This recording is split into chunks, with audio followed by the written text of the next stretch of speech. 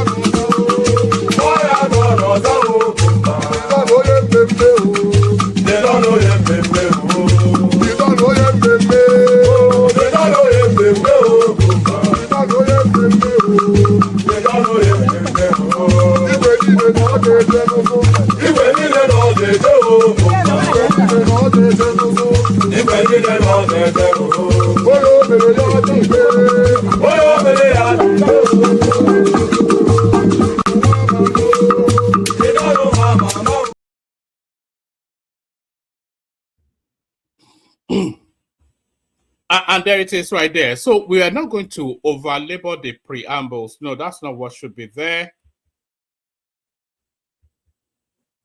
Right, that's what should be there.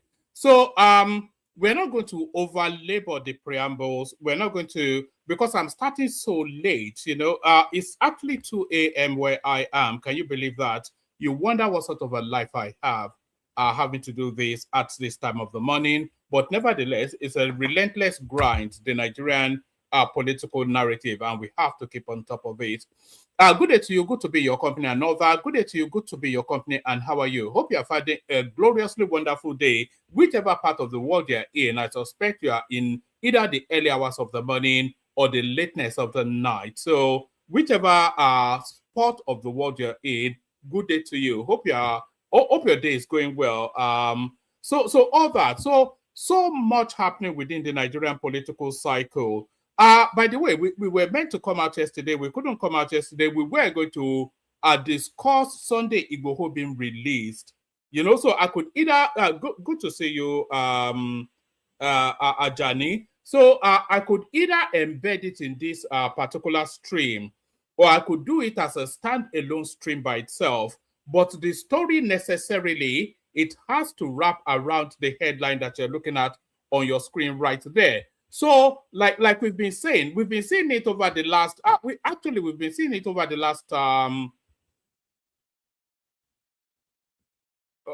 right. So I think I'll do the Sunday Igboho one next. I think I'll do it tomorrow. Actually, it's too big a story for me to just embed in this particular stream. So we'll do the Sunday Igboho thing tomorrow. So dial your attention to tomorrow afternoon. We'll be having 2 sessions tomorrow. But there's so much happening within the political scene that, you know, we can't leave too much of a fallow period between streams, because then we're lost in the steps of the politics.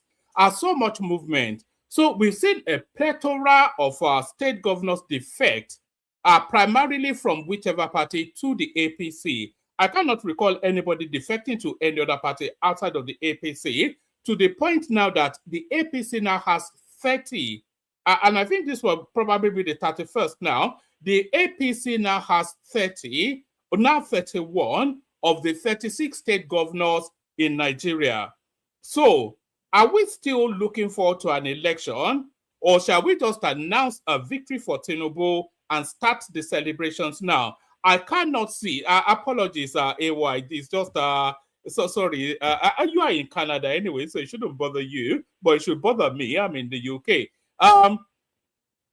So there is no permutation. You can see the headline. Abba Yusuf joins APC. What it means for 2027. But what it actually means is that it actually declares victory for Tinubu. That is what this actually means. I cannot see how anything else permutates. You know, I cannot see how anything else permutates outside of victory for Tinubu.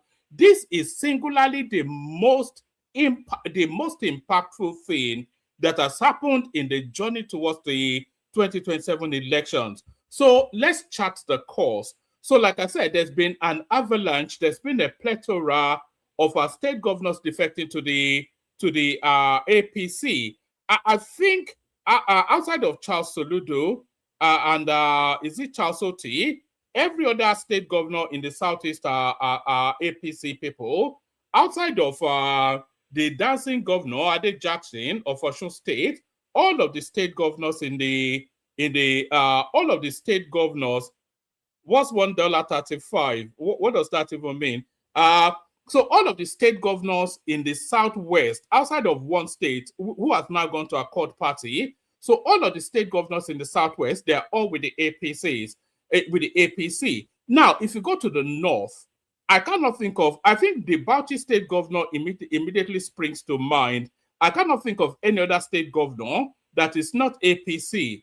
So now, what does that actually mean for the elections? We'll come to our good friend here, Abba Yusuf, in a moment. But what does that actually mean for the elections?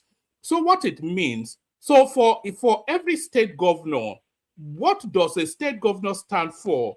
The state governor, the governor of any state, either by whichever means is coming to power, by hook or crook, the state governor of every single state, by virtue of being the state governor of that state, stands as the most popular politician in that state. Do you understand? So the most popular active politician in that state has to be the state governor. It cannot be anything other than. So if the most popular politician in that state, and that is to say that politician, that state governor, out of all of the politicians in that state, is the one that the indigents of that state favor the most. That is why it's the state governor. He's the one that every indigent of that state favors the most. That is to say that he's the most popular. And not only is he the most popular, he's also the most powerful politician in that state. Every single state governor in whichever state is the most popular politician in that state. So what does that actually mean? It means that they control all of the instrumentalities of power. Every single state governor in every single state in Nigeria controls all of the instrumentalities of power. So what does that mean, instrumentalities of power? Because that's still an ambiguous term, isn't it? So what does that mean, the instrumentalities of power? They control the state commissioner of police. They control whatever military presence there is in that state. They control the budget of that state. They control the functionaries that impact on the people. That is to say, all of the things that vest upon the people in that state, they control it. Do you understand? And they also control all of the state, local governments, and all of those accoutrements. So what does all of that mean? That control is levered then in the times of elections to impact on that election. So if you are looking there that the APC controls 31 out of 36 states with all of that potency that I've just described, you then tell me now why we should not declare Tinubu as returned as early as today. Tell me, why should we not declare Tinubu as returned as early as today? But we won't declare him yet. We'll chart a course to land on that point. So now, there are certain seismic moves that a lot of people are looking forward, they were looking to in the dynamics of the Nigerian politics, especially towards the presidential seat. So there were certain seismic moves that people were looking in anticipation of. So what are those seismic moves? So the seismic moves, it goes with the biggest politicians, the colossal politicians. So what move does Atiku Abubakar make that impacts on the journey to the 2027 presidency? We're talking exclusively the presidency now. So what moves does Atiku Abubakar make that impacts directly on who sits on the seat in Aso Rock in 2027? What move does Peter Obi make that impacts directly on who sits on the seat in Aso Rock? What move does Rabi Okwakwanso make that also impacts on whoever sits on the seat in Aso Rock? And what move does Tinubu make that also impacts if he retains in that seat? So those are the four key mover spaces that will move to determine who the president will be. So let's start with Atiku Abubakar. So Atiku Abubakar makes his move. He leaves the PDP to join the ADC, a movement, not a party, because the party was already in existence. So it left the PDP to join the ADC, a movement that he nursed and birthed. Do you understand? We saw him go to Osogbo to go and speak with Aregbesola. We saw him go to the Middle Belt to go and speak with David Mark. We saw endless night meetings with El Rufai, Abubakar Malami, Rotimi Amechi, etc., etc. So we saw the build-up to the point there that he made the ground announcement that he was leaving the PDP to go into that coalition called the ADC. So that was the first seismic move towards the direction of who sits on the Aso Rock seat. So that was the first seismic move. Now, the second seismic move was Peter Obi, who dillied and dallied. He Maradonaed here and he Maradonaed there, but ultimately he made the grand announcement as well that he's going to go and join his papi yo, his daddy, in the ADC. So that was the second seismic move. So now, the next seismic move that we're looking to, what move does Tinubu make? Tinubu has already governed, though, so his record is there for anybody to agree, disagree with, align or not align with. So that's already there. But what move does it make politically? So there's only one move that Tinubu has to make politically. Does it retain? Of course, it's going to be on the ballot. I think we all know that. But does it retain at Kashim Shettima as his running mate, or does it pivot to someone else? So that is a seismic move that will also determine who sits on the Aso Rock seat. But that move has not been made yet. So now the next move and final move, because it's a quartet. Is that what it's for? It's a quartet of moves. It's a four-way spring. It's a four-way shuffle. So we've seen the move of Atiku. We've seen the move of Peter Obi. Tinubu still very much playing the field. Ultimately, we'll probably still go with Kashim Shettima, but that's not set in stone because there's still permutations going on there. But now we go to the Kwakwanso space. What move does Kwakwanso make? So that's the final piece of the jigsaw that will give us what the landscape looks like. So Kwakwanso's move has been the most amateurish of all of the movements so far because Kwakwanso put himself in a position that is now untenable. So Kwakwanso is in an untenable position now politically for reasons that he made public his demands in order for him to ally with anybody. So what are the demands that Kwakwanso is making? Kwakwanso has come out to tell us that whoever he allies with is either going to offer him their presidential ticket or their vice presidential ticket. So that singular statement almost stymies him politically. It puts a shackle around his ankles politically because it doesn't then give him the room for maneuver. He's certainly not getting the presidential ticket at the APC for reasons that Tinubu feels that he still has use for that ticket. So Tinubu retains that ticket and he's certainly not getting the vice presidential slot at the APC. There are too many northern heavyweights within the APC for him to join and then leapfrog them to get the vice presidential seat. So the APC is not open to him. Ditto the ADC. He's not going to join the ADC, and Atiku Abubakar would love him so much, he will hand him his ticket. So he's not likely to get the presidential ticket for the ADC. He's also unlikely to get the vice presidential ticket. So you can't have an Atiku top and then a Kwakwanso bottom. So you can't have that combination because it's too heavily laden.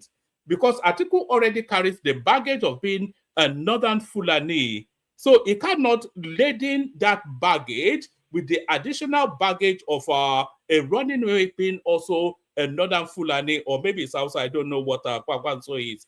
But he cannot have Kwakwanso. You cannot have a Kwakwanso and Atiku ticket. So the ADC ticket already set towards Atiku, and Atiku's running mate has to be a southerner, and really for his own political expediency, a Christian as well. So the ADC ticket is also locked down. So Kwakwanso has somewhat stymied himself. He's somewhat locked himself in politically by making such unfeasible demands of the political space. So that's the landscape now. So we're now still staying with the Kwakwanso narrative. So the Kwakwanso narrative, it all wraps around the 900,000 odd followership that Kwakwanso commands within the Kano state politics. That is his only selling point. That is his unique USP. Is that what they call it? USP, unique selling point. So now it's now being stripped of that somewhat because the most popular politician in the ADs, in the NMPP, has now leapt and left into the warm embrace of the APC. So Kwakwanso is now somewhat stripped bare, you know. So it's going to try to rally against Abba Yusuf, but that almost certainly would not work. So its only other option now is to move very quickly and align with Tinubu, and then you have the total package of the NMPP moving over completely to the APC. So that's the dynamic that is at play. But I've moved ahead of myself. So wrapped am I in the excitement of it all. But this singular move right here of Governor Abba Yusuf joining the APC declares victory for Tinubu 2027. It's not even a matter of rigging or a matter of anything. The numbers tell you if you know how politics, you don't even need to know how politics permutate. The numbers tell you. But I got ahead of myself, like I said, where are my manners? Good day to you, good to be in your company and all that. Good day to you, good to be in your company. And how are you? Hope you have had a wonderful day so far. Say hello to me in the comment section. I'll say hello back to you. The first hello, Abdul Mumin, right there, who left this hello as early as yesterday. The session that was abandoned. That is a handsome hello from Hassan right there. The hellos always sound a lot more honest when it's done with a paper note in the form of money. That is our Naira super chat right there from Hassan. This is Ajani right there. Good to see you, Ajani. AY for real. Why is he not in bed? I'm glad he's not, so he can keep me company. That's AY right there. The bell of the ball. That's the elegance. That's Choma right there. So, and of course, that's Hassan still carrying on the conversation. So, as you're coming in, please say hello. You know I have no friends, so be my friend for the period that we spent together. That's Aladdin Kelly right there, not to be mistaken for Machine Gun Kelly. Aladdin Kelly right there, good to see you, Aladdin. And that's Sheson right there, good to see you, Sheson. So keep saying hello in the comment section as you're coming in. I'll acknowledge your presence and say hello back. So now, the story actually started from here. This was the first seismic move that signaled then politics is afoot. So this is Peter Obi defecting to the ADC. We pick it up from here. Presidential candidate Mr. Peter Obi has defected to the African Democratic Congress, the ADC. According to Mr. Obi, the defection demonstrates his commitment to a unified Nigeria and quality leadership. Speaking during a political press conference organized to announce his defection in Enugu State, Mr. Obi says that he is optimistic that the ADC government will address insecurity, corruption, overtaxation, poverty, and create wealth among the teeming Nigerian population. The events brought together the leaders of the party across the nation, including former Senate President David Mark, Enyinaya Baribe, Aminu Tambuwal, former governors from the Southeast, among other party faithful. All right, so we're starting it off from there. Do we even need to? Today is the last day of 2025. So we are ending this year with a hope that in 2026 we will begin a journey of rescue of our country. Oh, so that's Peter Obi right there. That was the last day of last year, telling us then that he has begun a journey for the rescue of his country. I'm not quite sure.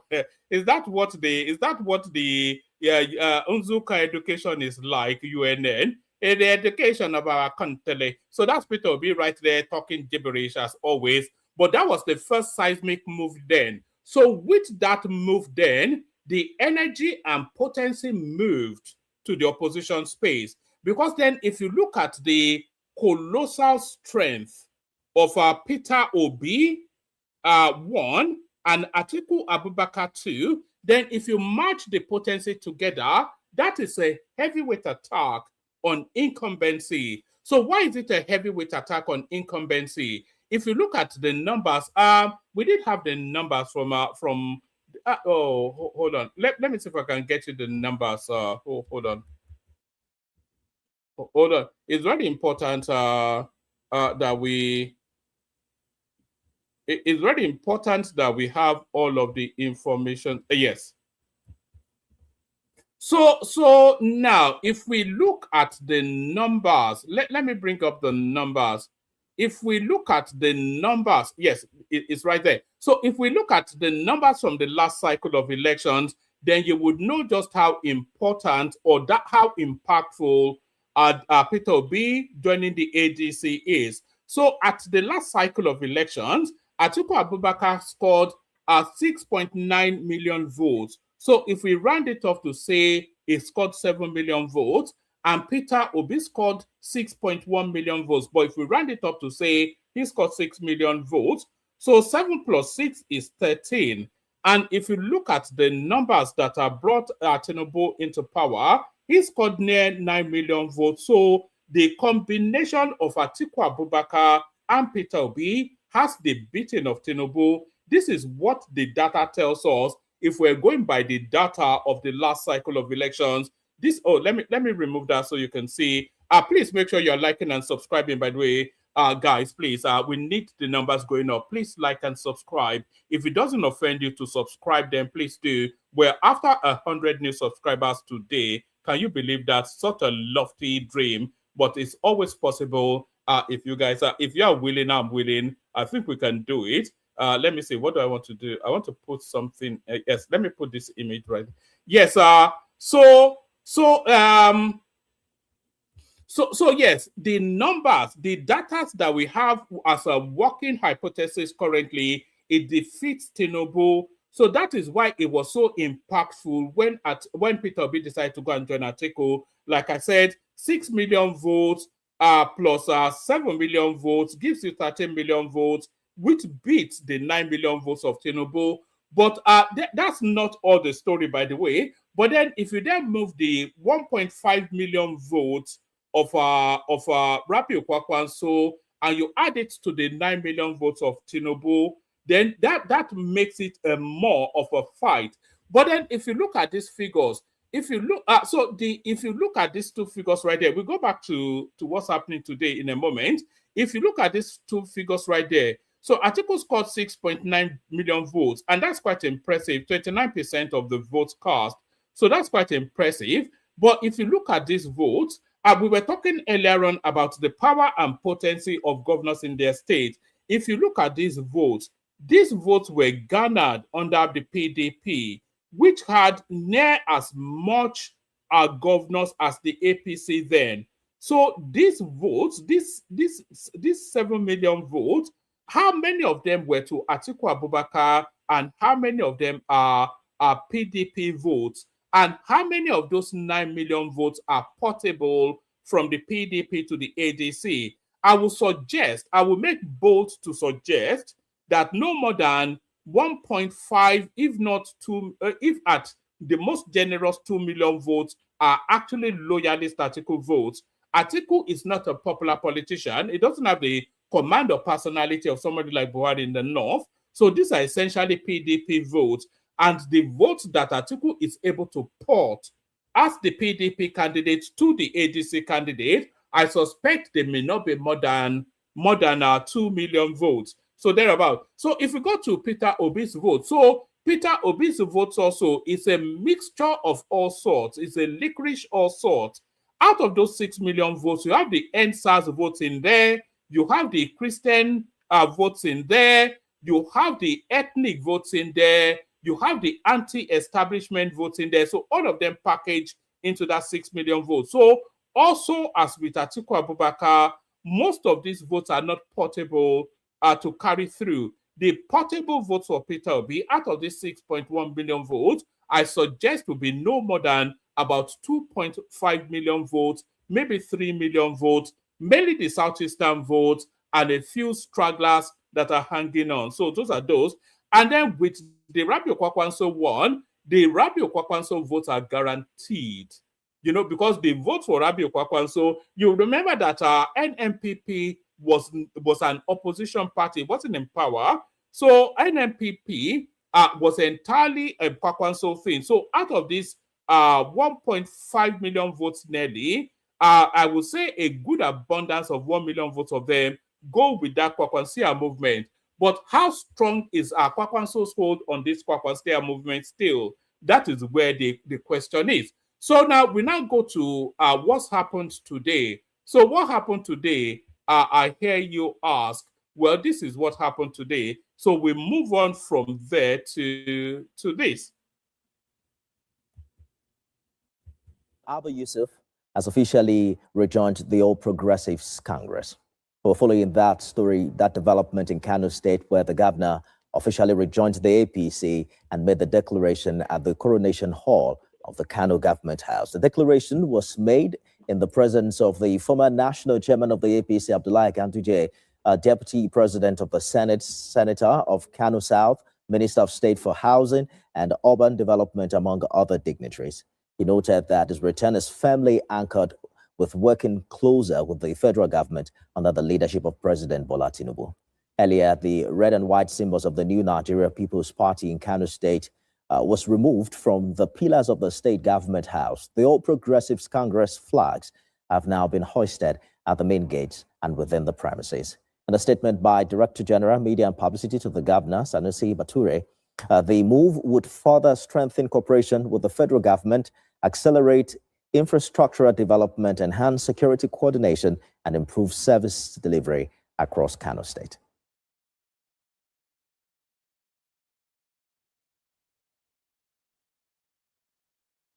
Our correspondent in Kano, Ibrahim. So it's as simple as taking down one flag and replacing it with another. And that was the end of Solomon Grundy right there. So that is the Kano State governor now officially moving from the APC, from the NMPP rather, to the APC. So I hope this thing gives us a more detailed breakdown. If we actually look at votes, let's come back here because we have to understand what this means. I'm saying that this move, it essentially guarantees Tinubu a return to power. So not a return to power, but holding on to power still. So let's go to Kano State on this particular chart right here and look at what happened in 2023. So these were the votes in Kano State right here. I wonder what it gives us. Does it give us numbers? Let's see. Hold on. I think it's important that we get the numbers. All right. So this is Kano State, not Nasarawa. We don't want Nasarawa. We want Kano. All right. Okay. Yes. Let's go to Kano. Why is it giving me Nasarawa? Okay. This is Kano State right here. So these are the figures. So we're in Kano State right there. This is the last presidential elections. In Kano State, the APC got 513,000 votes. And then the NMPP, which is Kwakwanso's party, they got 953,000 votes. So that is why Kwakwanso is courted so heavily. Just those 1 million votes right there. So those 1 million votes right there, they're the deciding factors. And if you really want to know the importance of those votes, if we go to, let's say where Peter Obi is strong, for instance, if we go to the southeast, if we go to the southeast, that's Enugu State right there. If we look at the figures of Enugu State, I doubt if there's 100,000 votes coming out of Enugu State. Give us Enugu State, please. Let's have a look right there. All right. So if we look at Enugu State, for instance, the Obi-Wan Enugu State, the highest vote in Enugu State was 56,000 votes.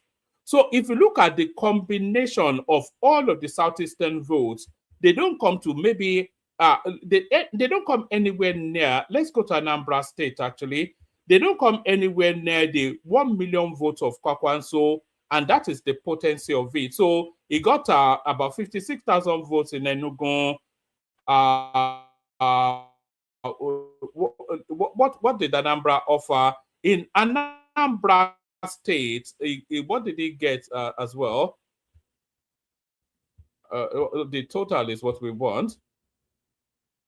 Oh, no, I think it's giving us word by word. But the point still remains that the total of the votes in the southeast, they somewhat now mirror the vote of just one state in the north. So that's the potential of all that. So now let's still stay with the Kwakwanso narrative. Like I said, Kwakwanso somewhat overplayed his hand and he played amateurish politics somewhat. He held on for too long and demanded too much, and it seems as though he has played himself.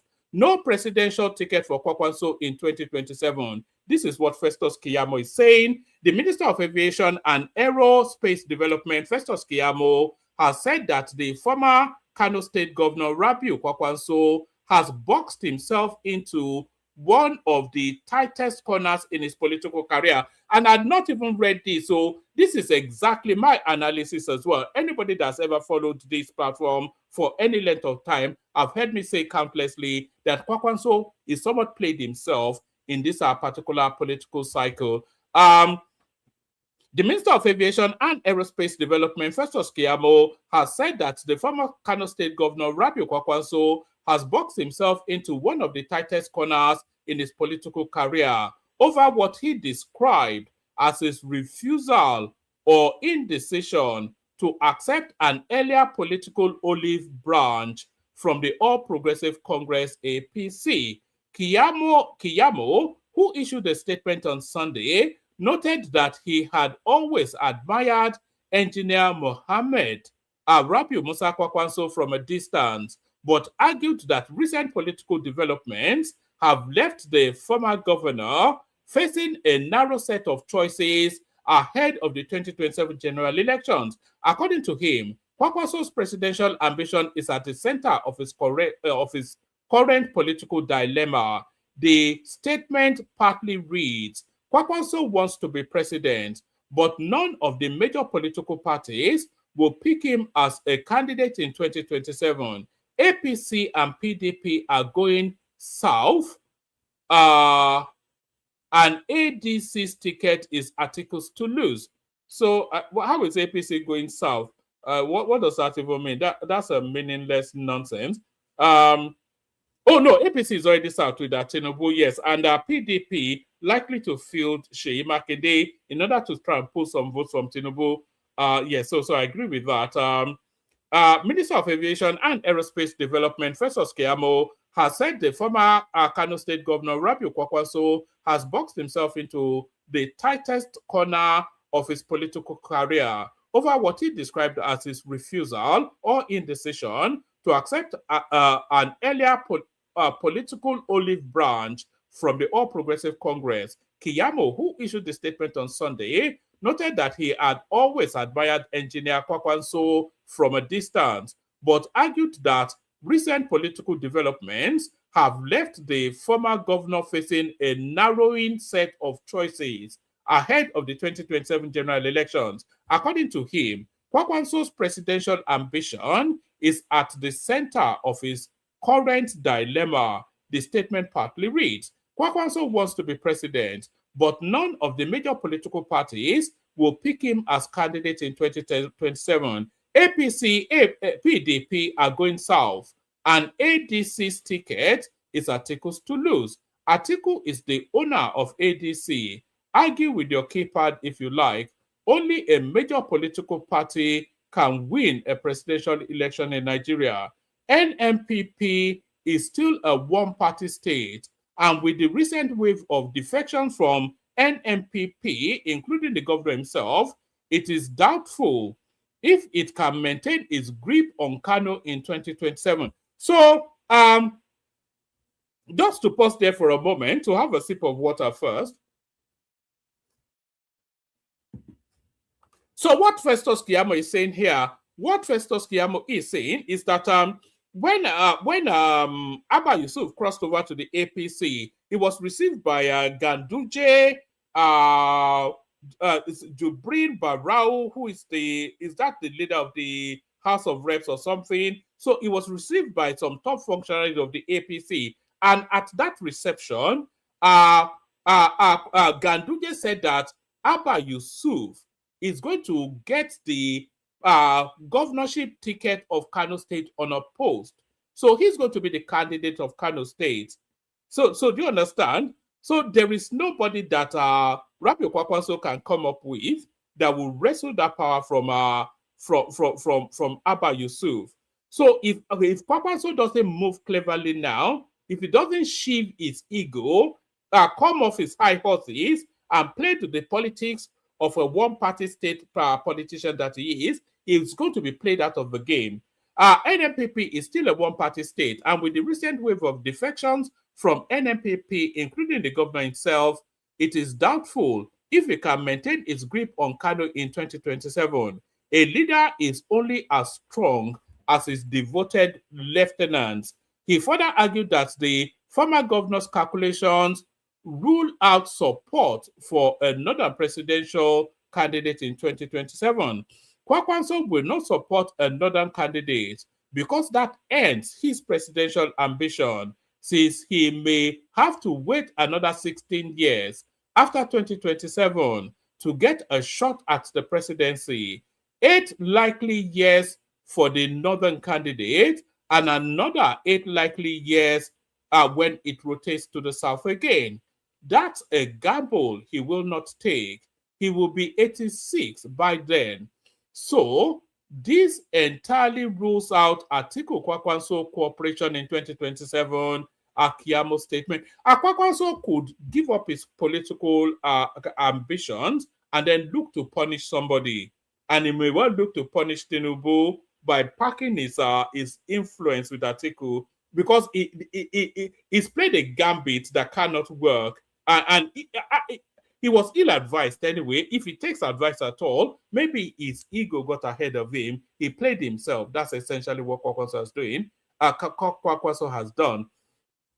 That is a gamble he will not take. He will be 86 years old by then. So this entirely rules out an Atiku Kwakwanso cooperation in 2027, Keyamo stated.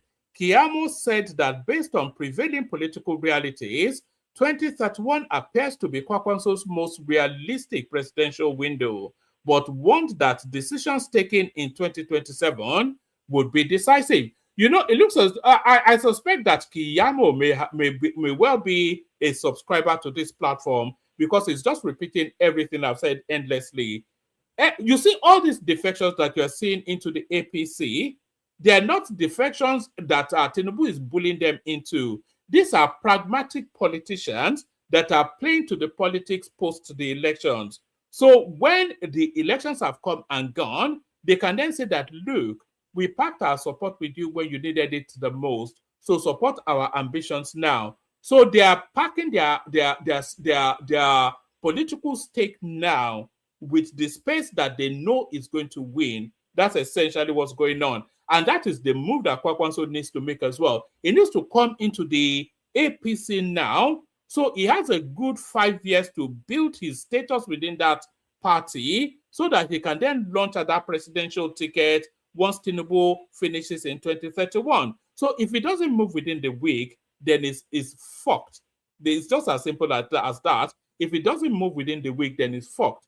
And I suspect that Kwakwanso will move within the week.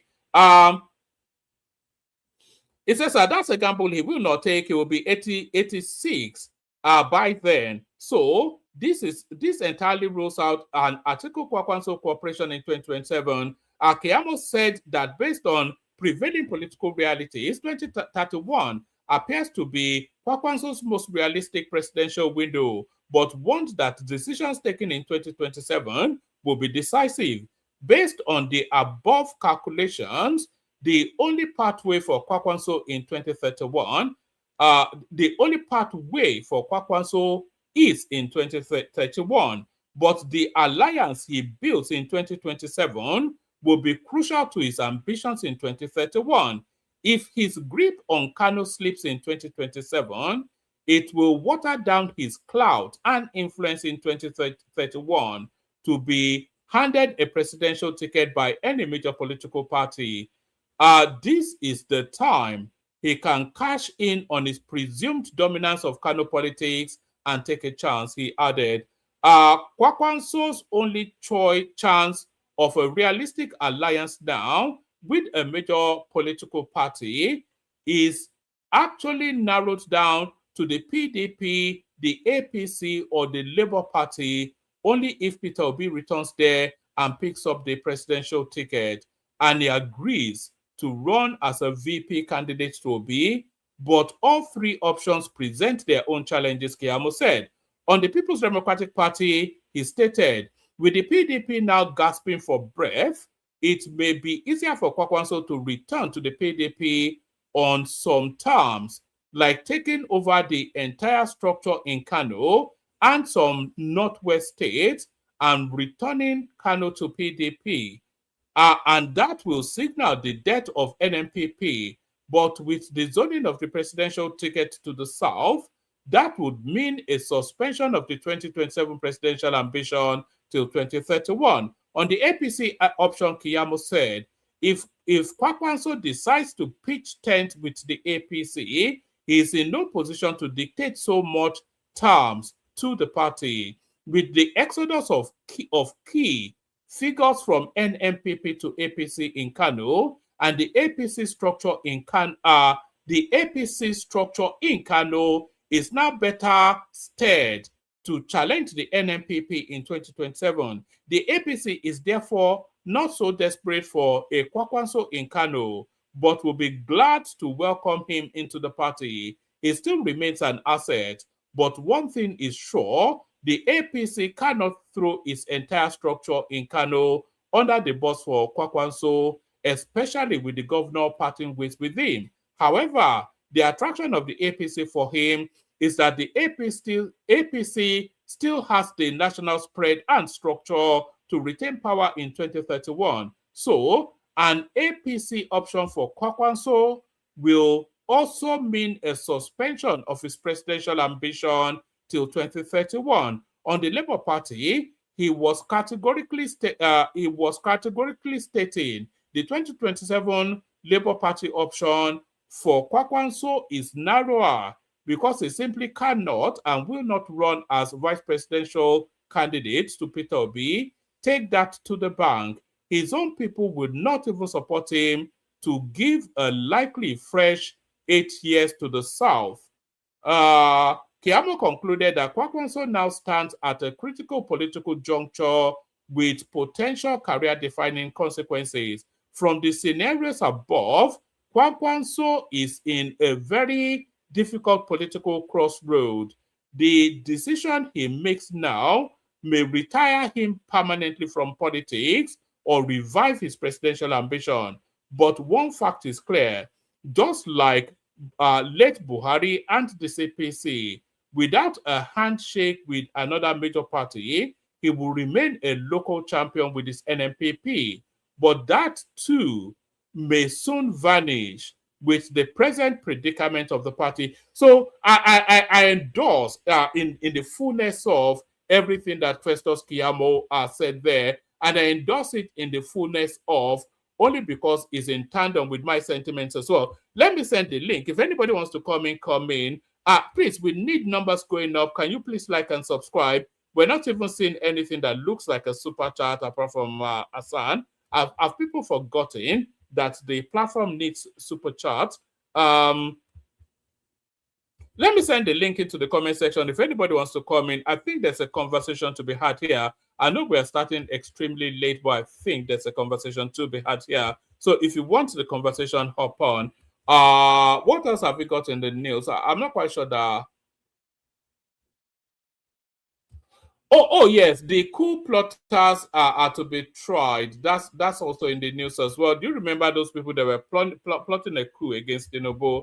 It says several Nigerian military officers will be tried on accusations they plotted a coup. This is coming from the Daily Mail, a UK news platform.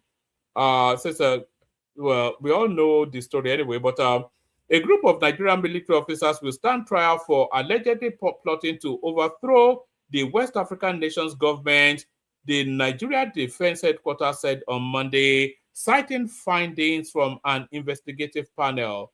At least 16 officers were arrested in October over what the military authorities described as acts of indiscipline and breaches of service regulations.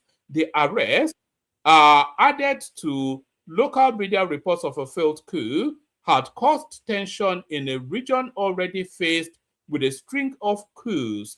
An investigation into the officers' conduct was concluded and revealed a coup plot against President Tinubu's government. Sumaila Uba, Nigerian military spokesperson, said in a statement on Monday. The findings have identified a number of officers with allegations of plotting to overthrow the government, which is inconsistent with the ethics, values, and professional standards required of members of the armed forces.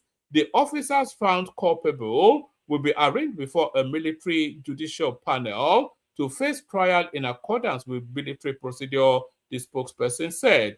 It was not clear how many of the 16 officers were arrested will face trial, and authorities did not provide their names.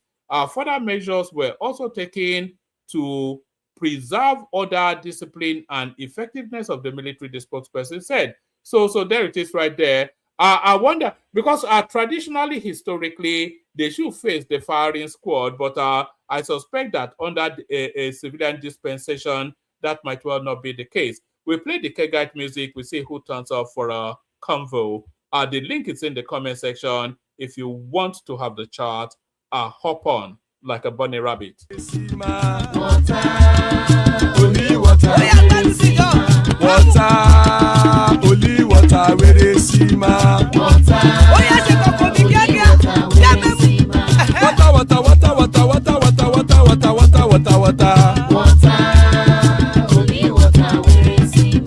Hapa o naido.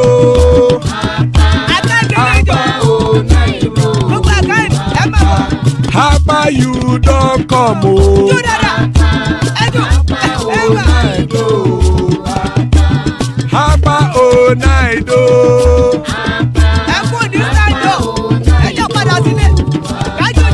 Oro kẹ̀kẹ́ ẹlẹ́mù yé o. Ilé sọ́dí kẹ̀kẹ́ rẹ̀ ẹlẹ́mù rẹ̀ o. Bobby master kẹ̀kẹ́ rẹ̀ ẹlẹ́mù rẹ̀ o. Chifu Faila ti kẹ̀kẹ́ rẹ̀ ẹlẹ́mù rẹ̀ o. Eruku lẹ̀lẹ̀ ẹlẹ́mù dé. Eruku lẹ̀lẹ̀ ẹgbẹ́ ẹlẹ́mù dòde ojàre o. Eruku lẹ̀lẹ̀ Ghana ti dé ẹgbẹ́ bọ́dì o. Ọmọ ẹlẹ́yẹ ẹyẹ o ó dilé o. Olúyẹ̀lá ẹyẹ o ó dilé o. Petrosoname ẹyẹ o ó dilé o. Petrosodunke ẹyẹ rẹ̀ ó dilé o. Ẹlẹ́kọ̀ ọ̀run mú ìní o.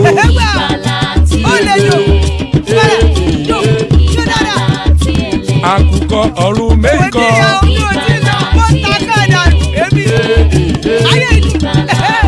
Ikú kò ní ríwà gbéṣe o.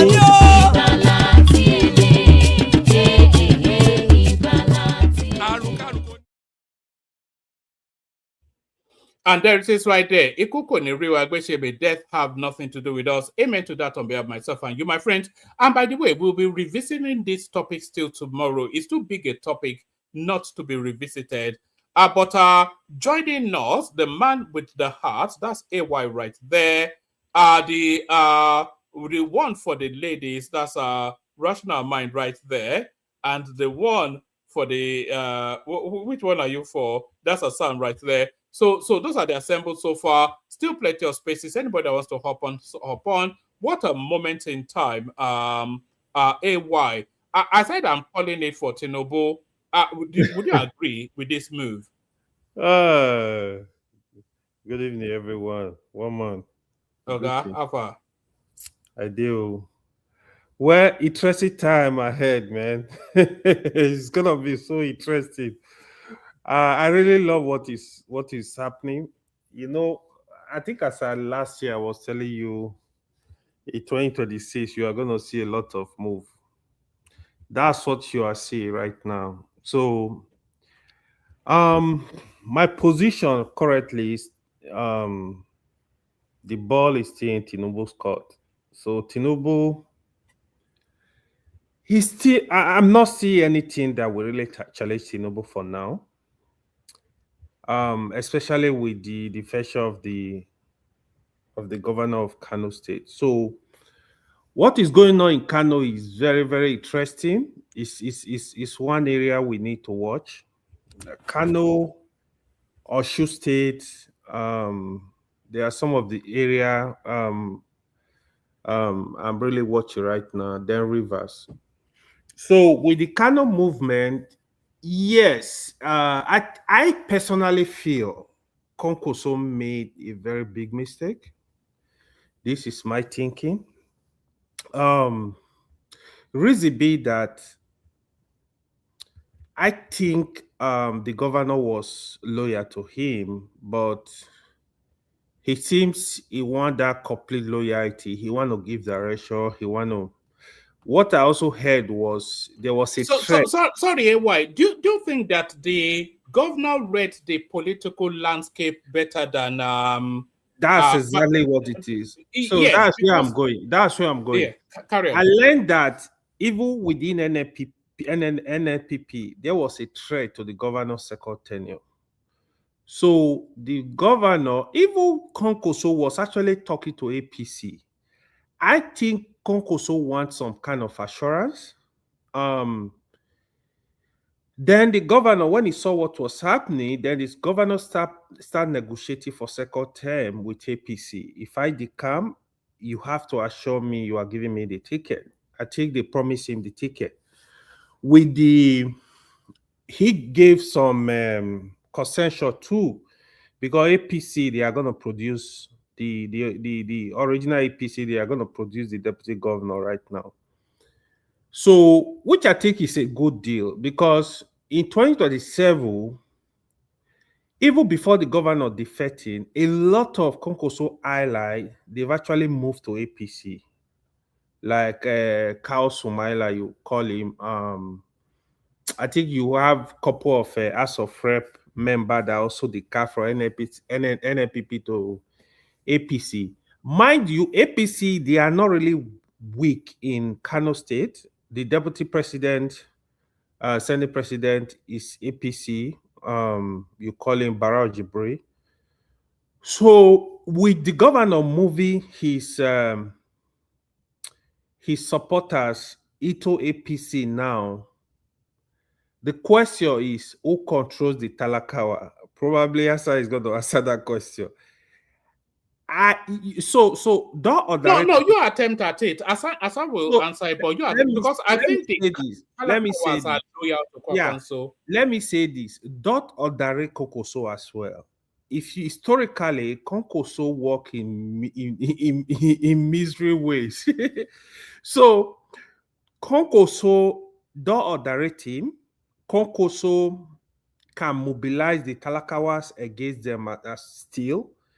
So, but I think it's gonna be difficult for him. It's gonna be difficult for him because most of the big wing politicians in Kano right now, they are in APC.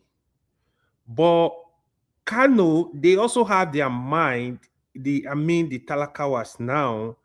You know, most time what really happen, right? Konkoso is playing the victim card right now. More like, oh, you saw the betrayer. You saw it's been raining courses on Yeah. So there has been a lot of movement, a lot of Konkoso team. This is what I'm gonna say. But I strongly believe APC can win the state, but Konkoso is gonna put up a fight. All right. Sorry. No, I want you to take this and then bring it home so we move it around a little bit. But okay. In terms of so you're talking about the battle for the Kano State governorship. Kano State governor, yeah. But also in terms of Kwakwanso's political career. Yeah, that's where I'm going. Do you think he has just a week to 10 days window now? And what options do you think is available to him? So that's where I said Konkoso made a big mistake, because Konkoso would have been better moving to APC and fight for his place, because he can move to APC and start fighting for 2031 ticket, position himself. This is what I think would have been better for Konkoso, because as he starts now, Konkoso cannot deputize Atiku. Even if he moves to ADC, he will not want to do that, because Atiku is going to be kind of like destabilize his political career. He will not move to Atiku. This is I'm sure of this. And Konkoso, trust me, he does not want to be vice to Peter Obi, because even that ticket people think that ticket will sell, but except you know the Nota politics, and there are things I don't want to say, that ticket will not sell, it will not fly. This is actually the honest truth. So Konkoso, if I were in his position, I will move to APC. I will position set for 2031, it's going to be very difficult because before 2021, APC is going to implode. Watch out for it. This is what is going to happen within the APC. He can move to PDP. PDP, they are sick right now. So, but he can still move to PDP and try to rebuild PDP. This is another option I think Kokoso have. PDP is still there, but if he can work with the leaders, the remaining leaders of PDP across the country and try to see if he can get the ticket for PDP. But ADC, there is no room for Konkoso in ADC. But if he wants to play the politics of spite, if he wants to be spiteful and vengeful, then he will move to the ADC. That means he has given up on his own future. Because I personally feel, for many reasons, I personally feel Konkoso made a mistake. If I were Konkoso, I would have moved to APC and have negotiation with the president, and the president will give him some kind of position. You give them to Kokosia movement. And the other thing, he can have, I think that's his best option, in all honesty. The last thing I'm gonna say, you said people are gonna speak. I want to speak on the vice president. I have actually looked at what is going on with the APC. I think Tinubu, he understands Nigeria politics, is very good at it.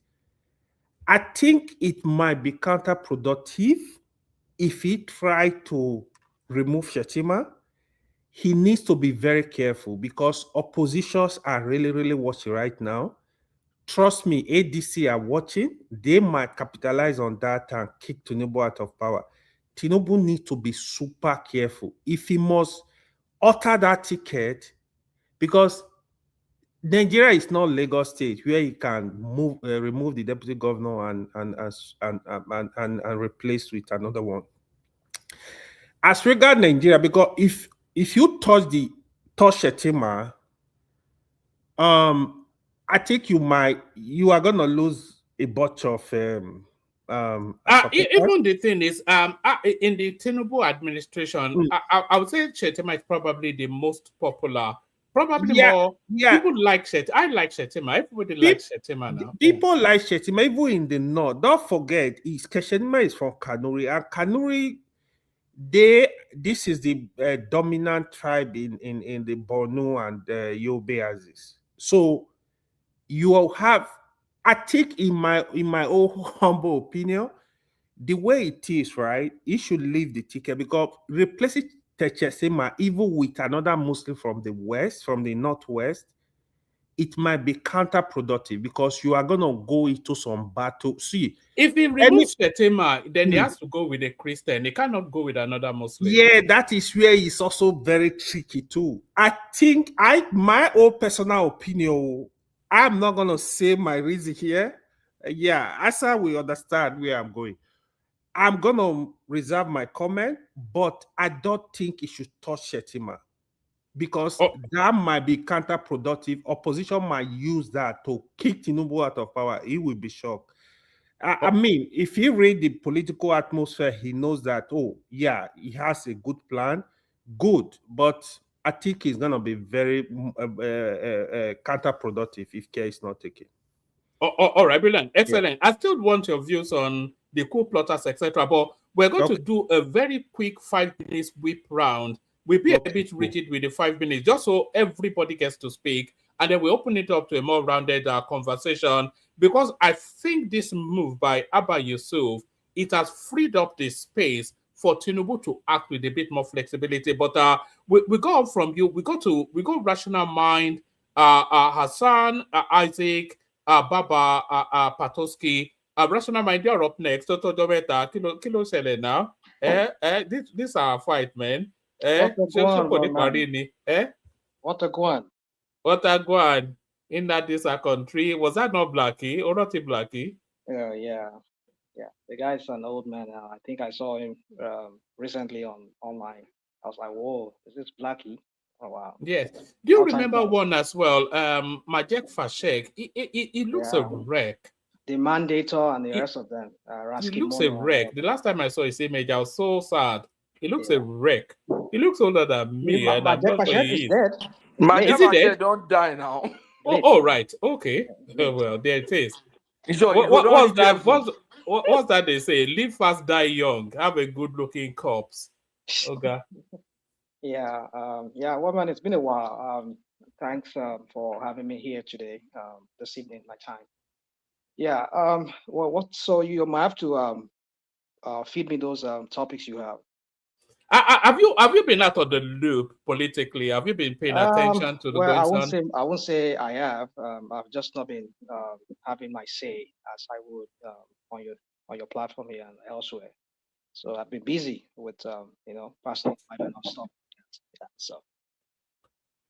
Yeah. Right, your voice sounds a bit faint and distant. So if you can, I'm very close to my device. I just don't know why it's faint. Yeah, I'm very close to my device, so maybe. All right, brilliant. Is it better now? Better this way? Yeah, it's better now. Maybe just bring the volume up a bit. But we're talking about the Kanu state governor defecting to the APC, and by our counting now, it looks as though 31 out of the 36 state governors are with the APC. So it is almost. There is nothing that seems possible to remove APC from power. The way things as it stands as of now, nothing removes them from power. What's your assessment then? The Kano state governor, the biggest, there are 4 states, Rivers, Katsina, Lagos, and Kano. Those 4 states give you the presidency. Tinubu owns Lagos, he now owns Kano. So what removes him from the presidency? Well, it will be removed. Don't worry. It will be removed. All those permutations you guys are always doing here, it's just your APC rhetorics you'd like to bring here. All of you talk forgetting what happened in 2023. That APC had states that. We need you just a little bit louder, just a little bit. So sorry, Zita, your device is not connecting. Go out and come back in, Zita. Carry on. Yeah, so I just hope my device is. Let me see if I can increase the volume here. I think that's the highest I have. I have the highest here. So anyway, you people quickly forgot what happened in 2023. That there were also APC states that Tinubu lost. Almost all KKK states were all lost. I think Kebbi, Kaduna, Katsina, Kano, that were under APC governors. They lost it. So what are we talking about? we know of these things that APC like to send out just to make a point that so that when they do their rigging, come 2027 or 2026, the people will not have anything to say that he won fair and squarely, whatever crap they want to throw around, words they want to brandish around to make people believe that there was no rigging. Tell me, what has Tinubu done that he deserved to be voted back in? Tell me. Rather than all this your fake statistics that you people throw around about economy and the crap. You go back home there, go and see our people. People they holler. People can't pay their school fees. Their children's school fees. And then you people come here, you talk like us. I don't even know, but it's okay. We know where everybody stands. We all have our own share of it. You see this guy that is monumental failure in every ramification, and you people come here, you say, he has 37 governors, and so what? You forgot you had about 9-10 states that were under APC that they lost. What are we talking about? But the fact that he has all these governors does not mean it is Tinubu against the Nigerian people. Talking about Kano State that you people are talking about now, you forgot that it is Kwakanso that has the momentum there. The main guy there, in fact, the idiots that defected to APC. I saw a video, was it yesterday? When they were saying Kwakwansia, but even in the name, even in the movement, it is Kwakwansia from Kwakwanso. They didn't say this is their governor. They didn't name the group. This is a president governor. Then they didn't say what was that governor's name. They didn't even say his name like they say Kwakwansia. It's a movement by Kwakwanso. So we'll see how that plays out, because the main guy there, who is the head of the group, is Kwakwanso. Ganduje was there. He was the governor of Kano State when Tinubu ran, but they defeated him there. What are we talking about? So we're all going to see how that's going to play out. If this guy is going to return back to office under APC, we're going to see.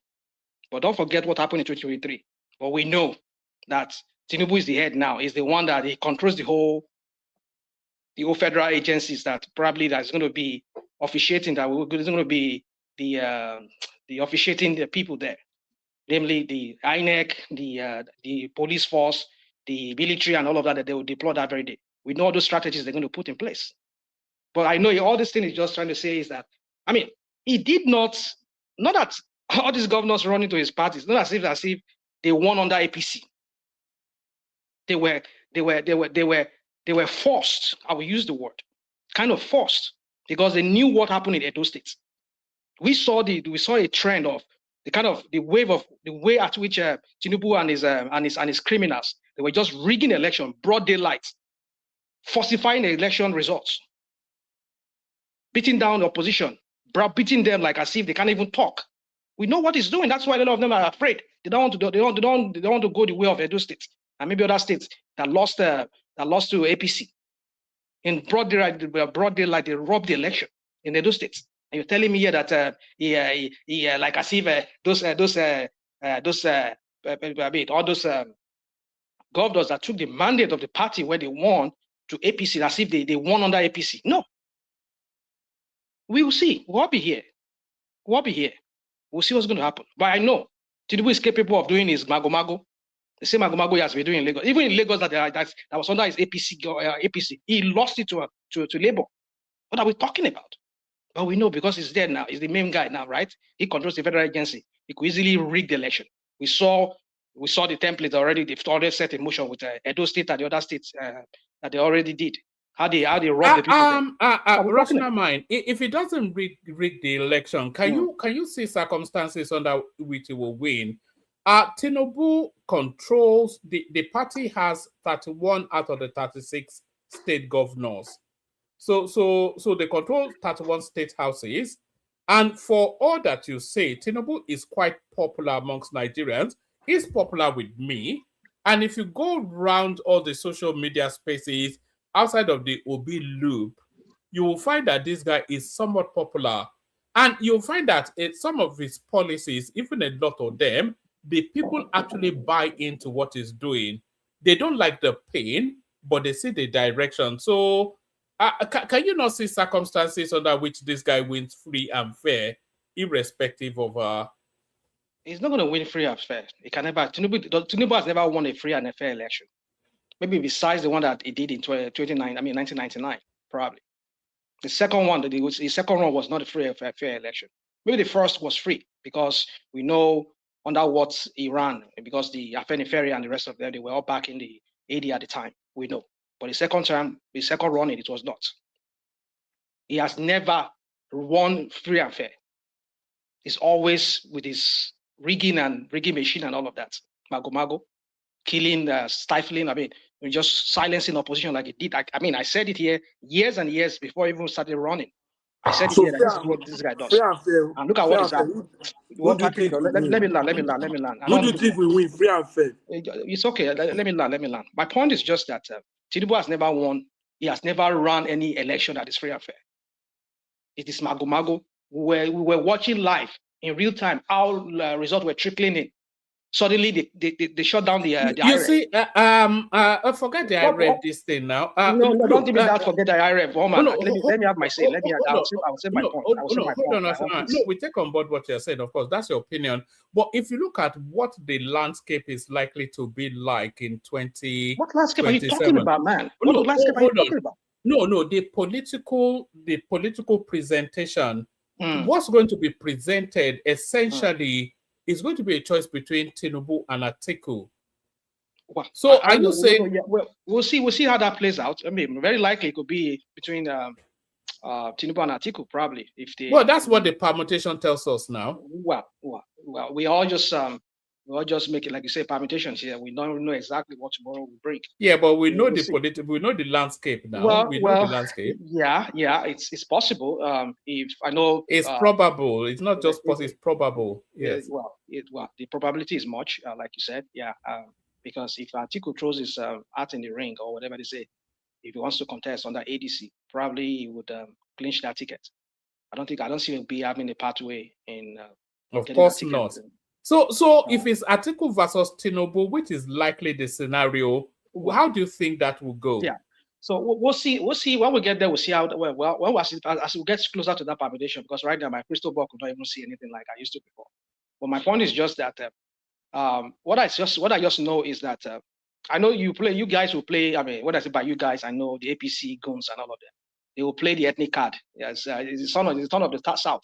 That is why Atiku must not run in that election. I mean, I would have, if on a good way, I mean, a good day, I would have preferred Atiku and Obi running together. But there's something that Tinubu has successfully done. I've seen so many people on this platform. They come here. Oh, I will never vote Obi again. Hey, I will never. If Obi is not on the ticket, these are APC paid people. They will come here and so that they just Aisha Yesufu is APC. She said that. What? You say what? Is Aisha Yesufu APC? She said that. One man. It's okay. We know what I'm saying here is that we know how APC try to spin the narrative. We have some of them who are just shipping wolf. I mean, wolf in sheepskin or whatever. They pretend to be to have voted to Obi. They just want to spin one narrative because they knows that ticket of Obi and Atiku is going to be a formidable one. But they want to create this impression that, oh, if it's not Obi, nothing never. And if Obi does not be on that ticket, if it's not the main person on that ticket, we're not going to support it. Yeah. And I've often said here, even from day one, that people should obedience should refrain from saying that. Politics is not like that. Politics, you have to see the trend, how it goes. For me, I would have preferred that combination. That's the only way that I know Tinubu will be scared. But that is why if they can throw that narrative out there, Obi will be forced not to want to take this second place, because at the end of the day, if Atiku clinch that ticket, if Obi says he's going to be the deputy, I know they will spin that narrative from there again, and then probably a lot of the obedient too, they will buy into it and say, yeah, we're not going to support it, and then maybe they will use that mago and use it to be able to rig the election in favor of Tinubu. But just go back to your point. Oh, all right, give us about 2 more minutes, and then we'll move it around. Tinubu has not done anything that could make Nigerians say, yes, we're going to vote him. Is deserving of second term. So don't give me this this way that people like to do of making to juggle words just so as to confuse people. Yeah, and the permutation is showing that Tinubu is doing what has he done, my friend? What has he done? We're talking about a tax law that was just signed. This mother effer that I don't even know where it's from. I mean, I've said this guy's an immoral man. It's the bankrupt of morality. You are leading an executive, and they changed tax laws, several sections were changed. See the one that the state that is under his control, Lagos State, what they were brandishing some few days ago, was yesterday. We don't even know the section where they're quoting that from. This is the same guy that was saying that let us widen the tax net. And that is what it's trying to do, because we're seeing a section that, according to what was that in the newspaper some few days ago, was it this day newspaper? They did it an expose. Well, we saw that, yeah, these people they've just messed up that tax or whatever crap. They just brought in a lot of sections that were not in the original one that was passed by the House of Representatives. That's to tell you that this guy is a forger. All right, don't worry. I'll be bringing Taiwo Yedele within the next. Well, wherever I want to bring him. I don't even want to go by that, because all those people, they're just all the same criminals, like the person that appointed them. So, in conclusion, one man, for me, I know we can do all this permutation, and I know that's what APC wants to do. They've paid many media goons. Everybody's online now. They are all just trying to have their own piece of the meat. Now they have their own media people down that are just going all online now, spewing crap. Just try to spin a narrative so that Nigerians could buy into that, and so that when they eventually rig the election, Nigerians will not have anything to say. Yes, he wants fair and square. Woman, for me, we'll all be here. I've said my own many times, and most of the things I said on your platform here, and I've seen many of them come to pass. But we'll see. We'll be here. We'll see. But I know this Tinubu is not deserving of second time. In no way does he deserve that second time. I'll leave it at that. Thank you. All right, brilliant. That's the inimitable rational mind. So thank you, rational mind. Thank you for that. We're going from rational mind to Hassan. We're still being somewhat rigid with the timing, just so we can get through everybody quickly. On our way to Hassan, can people please do us the favor of liking and subscribing? The numbers are not looking anything like they should look. So if you don't have any objection to liking and subscribing, then please do exactly that, like and subscribe. One man, can you give me 10 minutes? Let someone else talk. I'll come back in 10 minutes, please. All right, brilliant. We go from we'll as we wait for Hassan, then we go to Isaac. So Isaac, floor is yours. Yeah, so good evening, man. Good evening to you, my brother. Good morning, or whatever. Hassan, I don't think I'll be able. According to Nnamdi Kanu, good morning, good afternoon, wherever you are. Yeah, wherever you are. Yeah,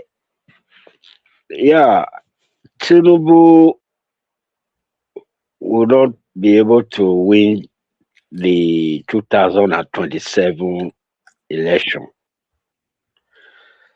You know, I don't think he's going to win. That's what people say. But I also want anybody that is saying he's not going to win 2027, they should also include all other, like you said, they should also include all other factors like rigging, because the 2027 election will be rigged, whether you like it or not. If Atiku wins, the election is rigged. If Obi wins, the election is rigged. If Tinubu wins, the election is rigged. So now, since we all know that whosoever wins in Nigeria is a rigged election. So I think that is the very aspect we should base our arguments. When you say he's not going to win, and you know he's going to rig it, which is a normal thing in our country, you should be able to, make it very clear to us when you are saying, Tinubu will be sent out of Aso Rock by 2027. Just make it clear. Is it that after he has rigged and is being sworn in the second term, and then you will now come again to say, just like it happened in the past election 2023, after it was rigged, which it will be rigged and be rigged and be rigged. 2031 will be rigged, whosoever comes. I don't think Nigeria has grown to that,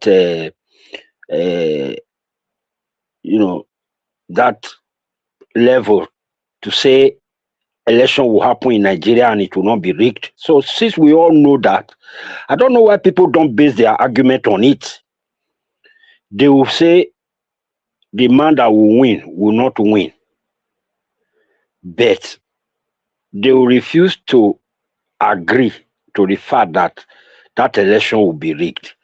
So for the benefit of those who will come to, because what we have here now is Yusuf joining APC from Kanu. I think that's a boost, whether you like it or not. Even if Kwakwaso is there, even if Kwakwaso comes to APC tomorrow, or he decide not to come, as long as the governor of Kanu State came to APC, I think yesterday or early this morning, I'm not sure, but I think he's already in APC. It's a big boost So, calculating from the past election, if Tinubu got 800 or 8,000, sorry, from Kanu, definitely with the help of this defection of the governor, it would transport his 8,000 to at least 1.3. That is if Kwakwaso refused to come. So definitely there's a struggle there already, and all other areas that will have governors defecting to APC. So before I drop my points, there's this aspect of the ADC I don't like in our politics. Atiku went to ADC. I think he was the one that went to ADC first. Before Atiku got to ADC, personally, I didn't even know whether there was a party like that. It was when Atiku left PDP and decided to go to ADC to reorganize the party. I started hearing ADC. And we all know from beginning, when Atiku went to ADC, that Atiku is the owner of that party at the moment. And then later, we saw Herufai, we saw, what's his name, Amechi. And out of these big wins that we are all mentioning names, I think the last that went to ADC was Obi. And immediately Obi came to ADC, the Obi also went there. You know, so hearing now that is going to, if it's not Obi or nothing from the obedient, it's alarming. Like, I don't understand. Why will it be Obi or nothing? What about Atiku that went there first?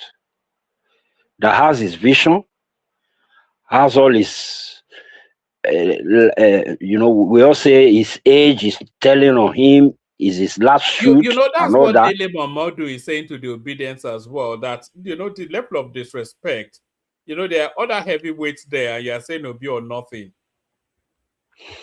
Yeah, now they are going to ADC to go and fight.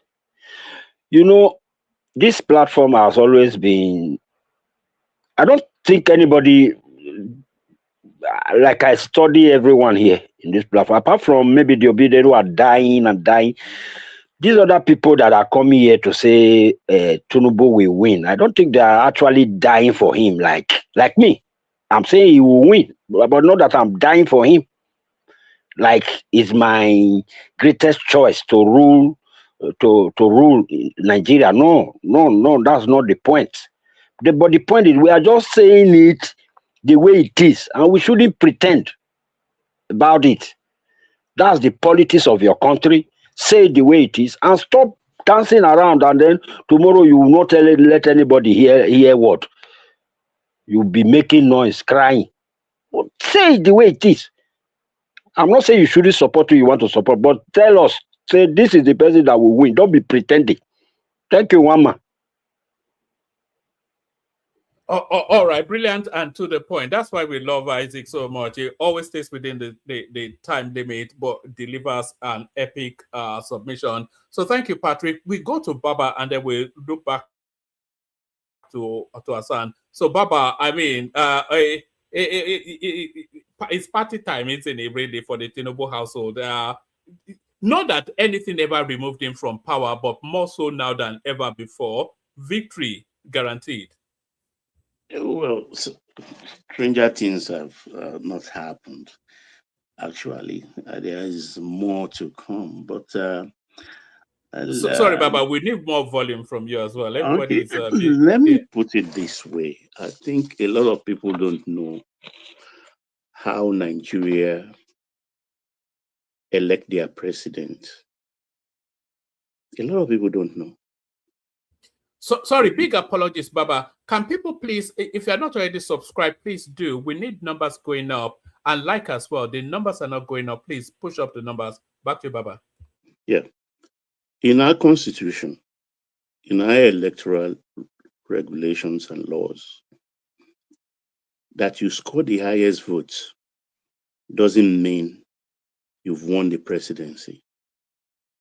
Yes, that's the law. It is the spread the Constitution talked about. You have to win as it's presently constituted. We have 36 states plus FCT. So you have to win 25%, at least 25% of 2/3 of 36 states. I mean, 25%. And in 36 states, that's 24 states. You have to win 25%. If you hit that threshold and you score below even the person with the highest number of votes who did not meet that threshold, you've won the presidency. It is that simple. So let them get this straight. It is a law. And in the last election, Tinubu is the only one that met that threshold. Obi won 16 states. I think Atiku won about 19. Tinubu won 24 states or 25. So he did not only win the highest number of votes, he met the constitutional threshold. So we should not get it twisted. You must meet the two, oh, Baba. No. Oh, you must meet the two. Okay. He met the two. He scored 25% in 2/3 of 36 states. It is a law, failing which they have to go into a runoff. So if we use the 2023 election as an example, if they had to go into a runoff, then it would have been between Tinubu and Atiku. The man in the third place is not in the reckoning. It's not in the reckoning. So let's get that straight. Let's go back and read the electoral rules and regulation and what the Constitution says about that. So it's not about emotions here or diabolical wishes. So this Kwangwaso thing is very fascinating to me. And I think I admired Abba Yusuf for his level-headedness, because his case is not dissimilar to that of Fubara, because Kwankwaso appointed almost all the commissioners. Even his son is in charge of youth sports, some social or youth sport. His son is a commissioner. He appointed everybody, the National Assembly member, and even the commissioners don't take directive from Abba Yusuf. Everything, all that they receive from Abba Yusuf, they check it with Kwankwaso first before administering. So he has been very patient. And it is that the enemies tapped into, because that bore a hole in the wall. And Ganduje sliding through that hole to convince him that you can't go on like this. And besides that, they hold a sword of Damocles on his head by saying it's only by cooperating with Kwankwaso that he will get his second term. And as things are going, it doesn't look as if he will get his second term because of people like the Galadima influence. So what do you expect him to do? Galadima. He said, who will not get his second term? Abba Yusuf. You don't get them finished, Pujara. No, in APC, yes, but in NMPP, no. Oh, okay. I'm talking of NMPP. So what do you expect him to do? He has to move. It's about self-preservation. I just admire the smoothness, the patience with which he did it without too much rancor, like the one we are having in River State. So you said without too much rancor, it was somewhat ugly the way Kwakwanso made him. You know what Kwakwanso has been raining compared to River curses. State now, compared to River State, where everybody was at daggers drawn. I mean, I don't even know why Papazo is crying blue mother. What is his problem? He's been decamping it's frustration. and I betraying can people. So understand. what's his You problem? understand? He himself have betrayed Atiku before. He even called Atiku 80-year-old lying He old betrayed man. Shakarawo now. Shakarawo too. So I don't know. They think Kama doesn't have the addresses of everyone. No. So I don't have sympathy for him. Baba. And if he's yes, sir. Yes. Omurula Ashika. AI said she does not understand why. The money don't dry now. That's what that means. You can't say you don't understand why he's crying.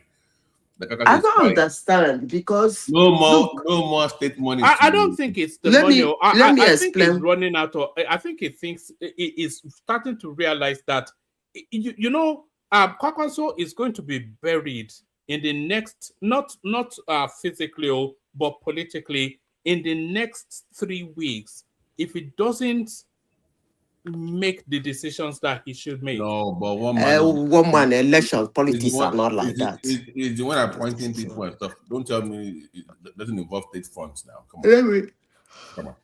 Let me tell you why I said I don't understand why he's crying about. He actually do not have a stronghold on Kanu. If I say it, most people will not like me. Pankwanzo, how many votes did he get? 54%, a presidential candidate who owns Kanu. Come on now. It wasn't a strong... a lot of people don't know that. He scored 900 and something. Tinubu scored 500 and something. Yes. So what is... He didn't even make up to 1.3 million votes in Kanu. So what's the big deal? He doesn't really have a foothold in it. And this is a state. See, let me shock you, Zita. Do you know the so-called registered voters in Kanu? It's about 7 million for that election. Do we put it to, with that kind of mass movement we have with the conquest here, you will have thought that maybe 3 million would turn out to vote. Those are ghosts. That's the ghost. That 2023 election, Baba, 2023 election is not actually, we should pardon we should pardon what will I call it? The voters' process or the outcome. enthusiasm, because Buhari did a lot within that election, during that election. He did a lot of things that got people angry to stay at home. Is it not that election week that the man collected all their money and set it ablaze with a leaf? Come on. Yeah, the turnout, I will not base judgment on that turnout. Nigerians were treated really, really badly by Buhari. Honestly, during that election, for reasons I don't know, he didn't tell anybody till he died. Yes, I don't think we can place any stock. Huh? Can I chip in something? Sorry. Yeah, chip it in, and then Baba give us 3 more minutes, and then we try Asan again, only because it's closer to the scene of the crime. Go on. So my 2023 election, you will remember there was a time they were discovering voters' card inside some bush in Nnamdi or one of the southeast. Yeah, southeast. Yeah, that's true. All those numbers about 650 or so. Yeah, all those numbers in Kano State, they are not human beings. They are ghost people. Ghost registering them, maybe some of them from Niger or some other thing. They couldn't vote and they couldn't read with those numbers. That's why the margin is too much. 7 million to less than 1.3 and 1.5. That is too wide. That's my point. Yeah. So they are not, Kano has more bulk vote. Their vote is not as bulk as they claim. And I think Kwakwanso is overestimated. And they made him see that. What you read and saying? So when I'm not looking at the number of votes he got, actually. I'm looking at the percentage. Even if it's 50 people that came out to vote, I'm expecting him to get at least 70 or 80% of that vote. It got 58 point something Yeah, okay, I percent get of the what you're votes. saying now. Yeah, I'm not talking about the number of proportion. votes. For the way they talk about him in Kanu, and he's a presidential candidate running on a ticket, come on now. At least he should get about 70%. But he got 54% or 52% of the vote. And then he's crying about that somebody took what from him, his mother's breast or what. I don't get it. Well, when it comes to the configuration of the opposition going into the 2027 election, I still think, and I believe, Obi will still run as VP to Atiku. And that's the ticket I want badly. That's not the ticket I want. That's the ticket I want because that's I want you know Obi why? versus. That's what I want Obi and Tinubu. Everybody stay away. Let Obi and Tinubu entering. That will be too easy. I will just keep my whiskey, get my grilled seal with asparagus, then keep a bottle of champagne. But that's not feasible. I don't drink champagne, so I'm waiting to puff it and throw it away. I don't drink champagne either. It gives me a headache. But that's not feasible. It's like a lamb to slaughter. If you say just strictly Obi versus Tinubu, then it's like you are just asking Tinubu to hold a machine gun. No, I want them to learn what is called politics. Yeah, but that's not feasible now. Because if it's Obi just versus Tinubu, the whole of the northern votes will go to Tinubu. The southwestern votes will go to Tinubu. The south-south vote will go to Tinubu. They'll just humiliate Obi now if it's just Obi versus Tinubu. I want them to learn politics. They've not learned.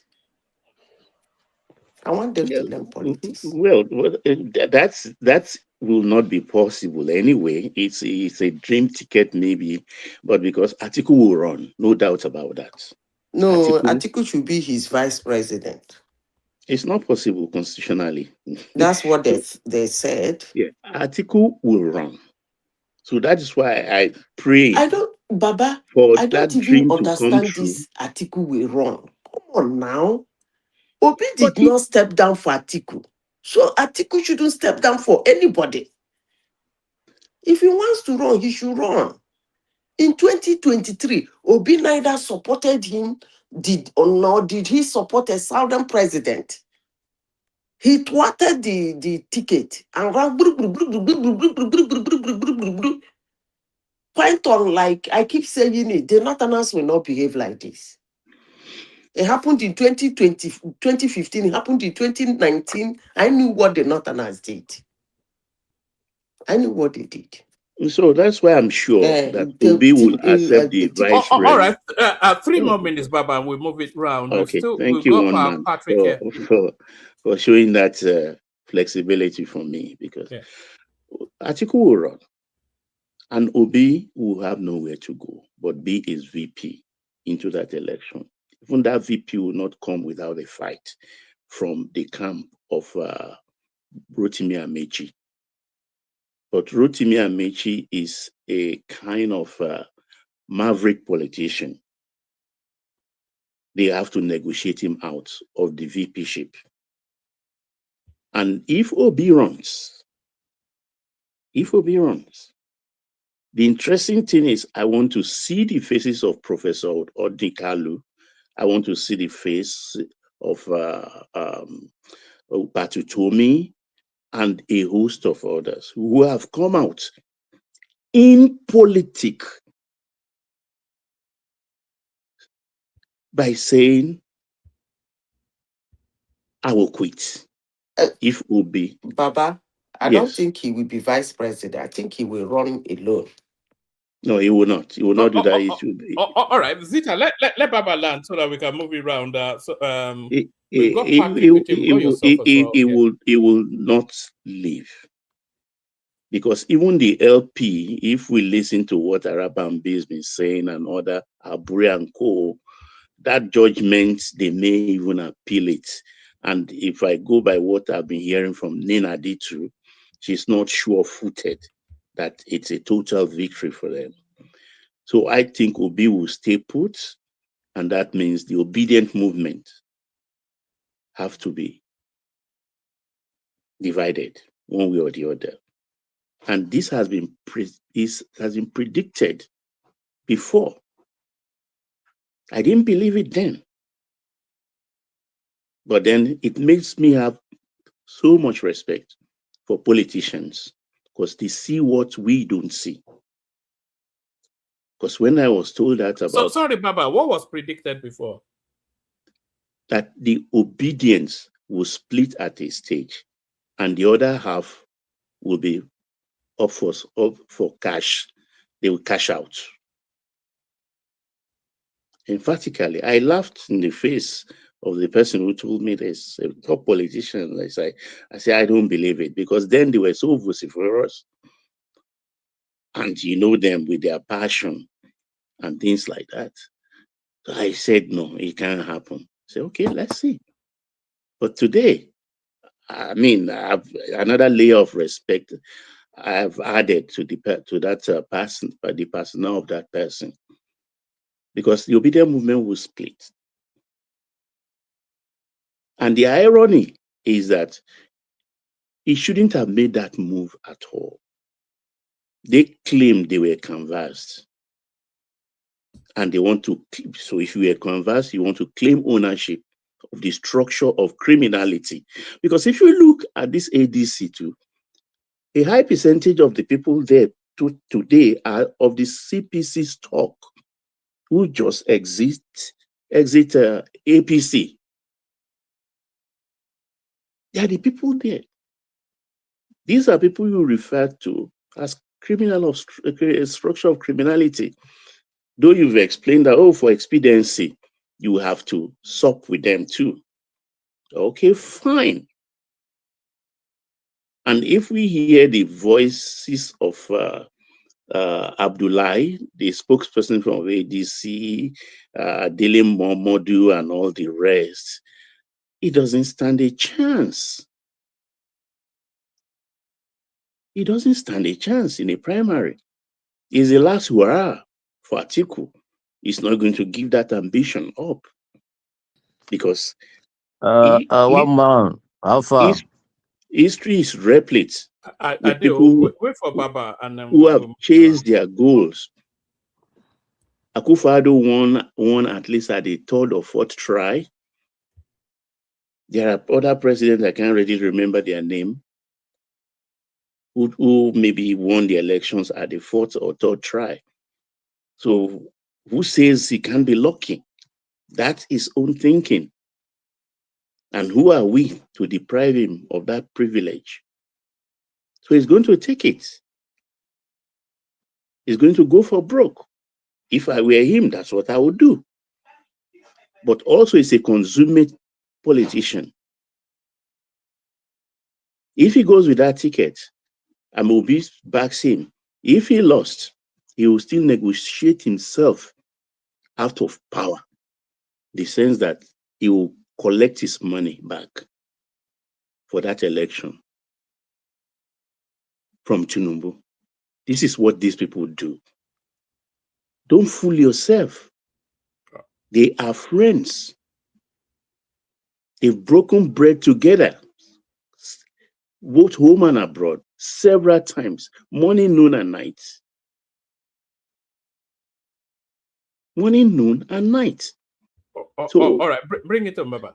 So as far as I'm concerned, when you said it about over 12 months ago, when you said it, I mean, I question you on that very first day that he may not even run. But now Obi will that's not even be a, on the ballot in 2027. I yeah, can I question take you that on that day that what do you categorically. Yes. mean? Something which he thinks he has a force behind him. So he thinks he will ride on that force, on that wave, on that the crest of that wave. But it doesn't seem, it seems like you could be prophetic. That's another angle of it. So let's wait and see. But as far as I'm concerned, I think if I come back, I'll be able to tell you about the politics of 2031. I yield one man in the meantime. Thank you. All right, brilliant. Excellently put. Excellently put by Baba. We go on to we were going to Patoski, but he's dropped momentarily. So we'll go to we'll come to you in a moment, Zita. But we'll go to Patrick Kuche first. But on our way to Patrick, can we implore the people listening to please help the industry? The numbers are not going up. The likes are not looking anything like they should. The subscriptions are not looking anything like they should. So if you have not yet liked and subscribed, then do us a solid by doing those two things: like and subscribe. Patrick, you're up next. It looks as though your man Peter Obi has reached his final bus stop. Yeah, Mama, good morning. I will continue saying this, APC people is like a one man who tell his parents he want to go to school.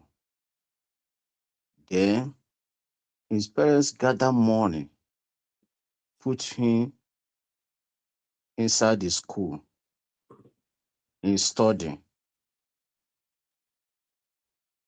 5 years later, he come out with a fake result. He come out with fake results. When his parents ask him, son, where's the results? He showed them that fake results. His father asked him, why this result after 4 years? I spending a lot of money to train you in school. See how kind of result he brought to me. He tell his father, say, he's one man who make me fail these results. He's one man doing this to me. His father asked him, who is one man? I didn't train one man in school. Why are you mentioning one man to me? Who is one man? He said he's one man. I don't allow me. One man doesn't allow him to read in school. He's one man cousin. When I say this, Tinubu say he want to be president of that country. Nigeria gather votes, give Peter Obi because of Tinubu want to be a president of that country. He did that election. INEC call him as a winner. Okay, now you win. INEC declare you a winner. Okay, govern the country. Start working. Tinubu say after 3 years, he still they compare about Peter Obi. Now Peter Obi, I don't know, don't want me to govern this country. Now Peter Obi make me fail. Now Peter Obi make you no be road in that country. Peter Obi make you no bring lights in that country. Peter Obi make you no build a borehole, no running water, no hospital, nothing. After 3 years, he still they complain. But he say he want to be president of that country. How Peter Obi make you no succeed? APC people, can you tell me every day, Peter Obi? How? Governor, he say he want to be president. Lead us, show us the way to heaven. He say no. Every day, Peter Obi. P2B, P2B. Haba. So when I say this, my brother, Bible said that, God said that, stop thinking about me, think about yourself. You know, P2B, whether 2027, P2B will be candidate or not, it doesn't concern anybody. Allow that man, please, allow that man drink water and keep calm, you know. So whether 2027 it will be candidate or not, leave that matter for Matthias. So let us focus But he our wants to be current. president of Let us Nigeria now. focus. He wants to Let be us. president. Then I live at So that day now. why would we If not? yes, I live at that time. If he become a candidate and win No, now and if you become a want to be president, president, then he can come out and tackle him. But now he's not. no, that's not how it works now. You No, no, know no. better. He cannot come and say, because I want to become president, I Somebody never wants to be come out. president. You say we shouldn't discuss him. Wait, What he else will we cannot be discuss with discussing? somebody never win primary election. But he wants to be president. He's always Yeah, told us he wants to be allow president. him to win first Why would we before. allow him to? We won't examine him before he wins. Okay, one man. He say Should we not examine him before he wait, wins? one man. He want to prepare visa to America, and he never go to No, never forget get your visa. visa. No, He never answer get that your visa. question. Somebody, Answer that question. I somebody asked you a begin are question. starting to beg you money. Forget Visa you visa. never get. Don't worry. I don't need a visa to go to America. I'm a British Now the same thing person. you people are doing here now. Look, listen. Are you listening? Somebody says he wants to be president of Nigeria. Are you saying that Nigerians should not examine him? My brother, it can allow a person who want to be president to got the ticket first. He never reached primary. He never passed the Yeah, but he's primary. been He never campaigning come since out. 2023 now. Yeah, that 2023 is gone. This is No, but it's not 2026. stopped. Has it stopped campaigning since 2023? Wait, Which P2B is date is not P2B? campaigning. P2B is It's not not doing campaigning. any campaign. No. What has it been No, doing no. since 2023? P2B is doing charity, not Charity. campaigning. You going to Charity. school, you going to anywhere, visit people. That one is not. So Come you are saying on. somebody that wants to be president of Nigeria, we should not examine their suitability. He can exonerate him, but allow him to win the primary first. What That primary is time, he winning? the primary election now. I just throw away something for you now. Somebody here say you want to go to America. They prepare your visa. Visa never come out. He begin to beg you money. Bro, give me money. Bro, visa, you never see your visa. So that's the same thing you Hello, people my are friend. doing. Are you an obedient? He's an Yes, He's a I'm hard too boiled Let me ask obedient. a question. Let me ask a question. You see, people like yourself are the reason why a lot of these APC people, they like to speak ill of the obedient. You see, when some of you come on platforms like this and you speak the way like yourself you're speaking, no disrespect to you. Just hear me out first. They give these people, all this APC, Tinubu people, they give them mouth to talk, because like now, one man they ask you a question, why should we not examine? He asks you, say, has it not been campaigning? Why don't you own it? If it's campaigning, it's campaigning. Has APC not been doing the same thing? From the very first day that Tinubu entered there, has he not started campaigning? So if Obi is doing the same thing, why is it different? So let's not argue points that are pointless, because that is when these people, all these APC people, they go start the game out against obedient and rational mind. So let's Patrick, own it. It's campaigning. hold on, Yes. Patrick. Patrick, hold on. Rational mind. Patrick's opinion is that, or his position rather, because Patrick is a known quantity to the platform. Patrick's position is that we should leave Peter Obi alone and not bring him up in discussion, because he's not your president, and we're not in an election. But the counterweight is that Peter Obi has not stopped campaigning since the last cycle of election, and at every opportunity he's telling us that he's going to be on the ballot in the next election. So if he's saying he's going to be on the ballot in the next election, to preside over me and your man, and to preside over you, a Katsina man or whoever, to preside over the whole of Nigeria, then we are within rights to examine his credentials. We should discuss him now if he wants to be our president. One man, you see, P2B is not only person who want to be president of that country. As he bring P2B issue, he then bring another one issue too. And we discuss Not Atiku. only, Can you not see the yeah, people on not your only screen? every time We're I discussing enter here, Atiku. only thing I We're see, discussing, I hear P2B, how but we were bad. discussing Kwakwanso now. It's even the You Kwakwanso see, stream. you see, one man, let me tell you, 2020, let me give you assurance now, 2027, P2B will be candidates of ADC. Go and mark it somewhere, you know.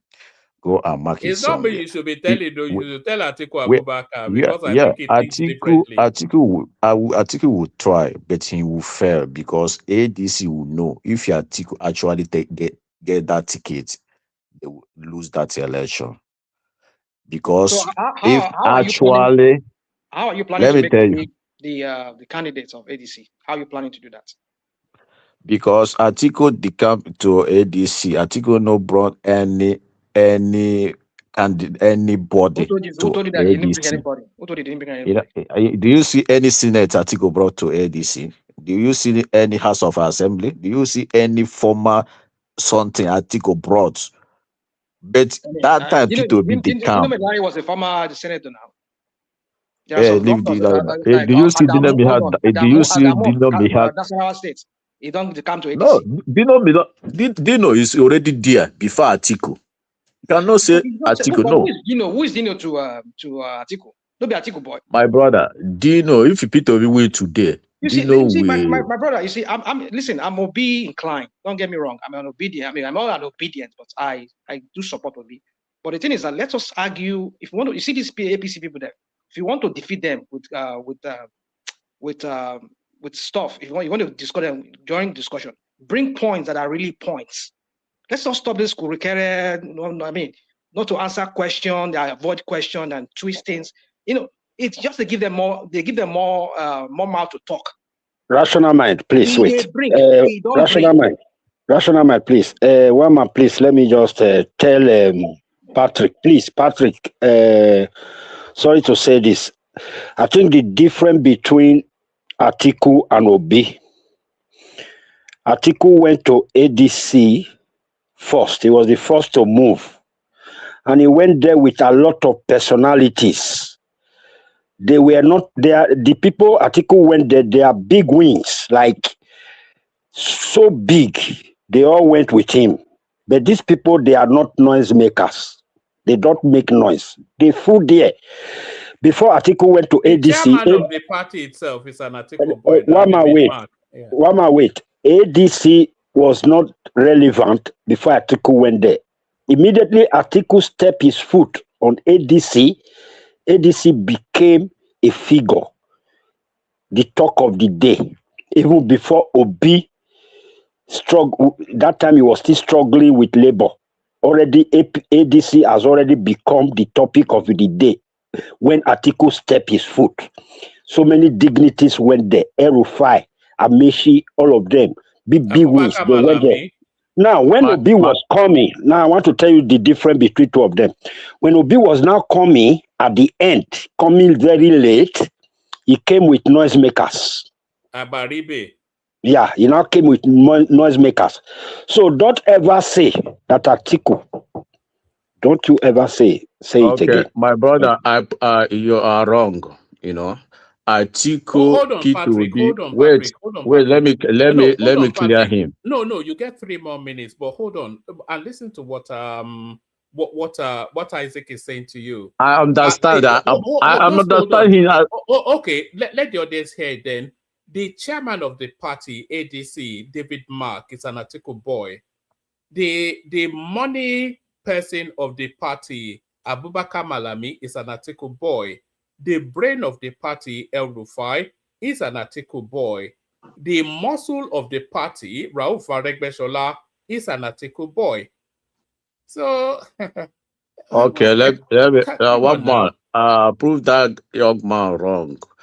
before they choose ADC, they went there together.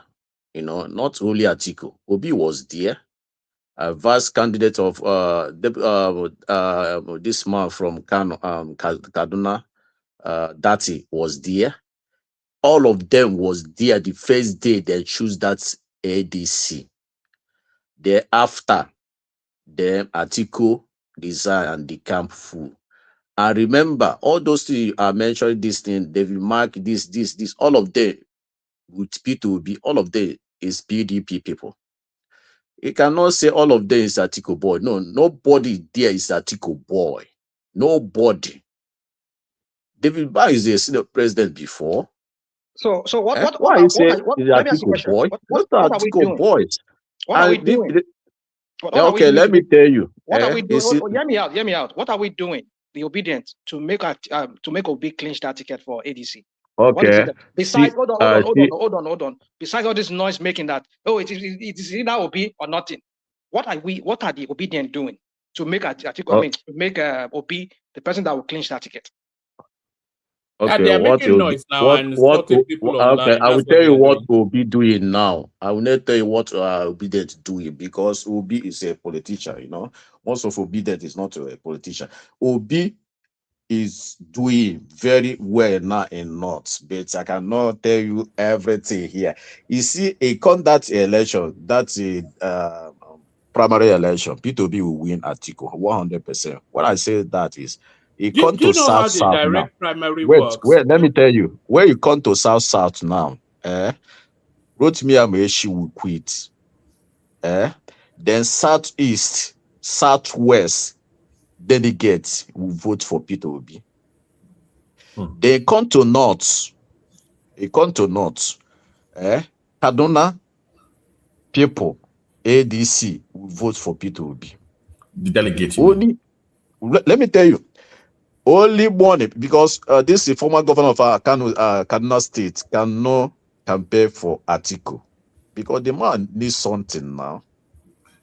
Well, he needs something. How do you know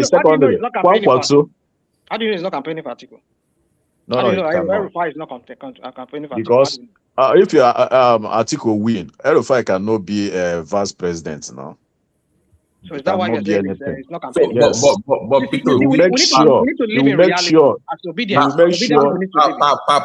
let me tell you, Patrick, Obi has never won any primaries before. We will see it in this one now. And no, and you're going against a juggernaut. Not only has he not won, he has never primaried before. Exactly. So even as crazy as anyone sounds on this program, even today, for some reason, is even rational on this topic. How do you defeat an article when you know that there is a money bag and your guy is not willing to spend, or he doesn't have enough funds, or unless he has some backup somewhere that we don't know about? So how article going against Obi in an ADC primaries? They will do GoFundMe now. GoFundMe. My brother, that day, let me tell you, that day, that's the primary election. That day, we will have only one ballot box. Everybody will put the votes. No, this one will never. Wait, let me tell you. Let the plan now. Wait, the plan now. They will bring one boss. Everybody will put his votes. When is the primary? Wait, let me tell you. They will bring one boss. Everybody. One man. When is the ADC primary? Do you know? Wait, let me finish now. They will be around about April. No, they said June. No, latest August. June, July. They will bring one boss now. Everybody will put that vote that day. Delegates will put the votes. Whether he bribe somebody or he buy car for somebody, he will never know who that person votes that day. You will see. I think that's how politics work. Let me tell you now. This is strategy now. You will see at that day. Whether you bribe somebody or you don't bribe somebody, only thing you can't the vote that day. After the vote finish, they will begin to count. They will know who win. This one cannot be say article. This one will be. This one I wrote me. No, you cannot do it like that any longer. Patrick, did you follow the PDP elections in 2003 when Atiku pulled the rug on Wiki last minute with Tamboa? Did you follow that primary? I see the primary. Did you follow it? Is a question. Did you follow Yeah. it? So you think that the North, that right now are not really fans of the South, and your man being from the Southeast and being a Catholic, you think they're going to vote for him over Atiku in an ADC primary? My brother, most of elite in the North will vote for Peter because they know only South. This turn of the South. Nobody, most of them cannot vote for Atiku. Patrick, if it's turn of the South, hold on, BT. But most of them will never vote for Atiku. Patrick, hold on. I don't think the penny will ever drop. So we give you 2 more minutes and then we'll move on. But you know that the Northerners know that if Peter Obi wins the elections, then Peter Obi gets 8 years constitutionally. So I think we run that risk. He promised them 4 years, Roman. He promised them 4 years. Of course, now. My brother, that agreement is already settled. That agreement in the North already settled. 4 years, Peter Obi will take 4 years. Then Kwankwaso will continue. Patrick, listen to me. I'm saying. Did you hear how Rufai lampooned that 4 years? Too? It was Abati, wasn't it? It was Abati that lampooned. No, El Rufai too. El Rufai did. One man. I'm saying, think about it from the angle of as an if you're a person or like that wants the presidency in 31 as a northerner, think about it from their own perspective.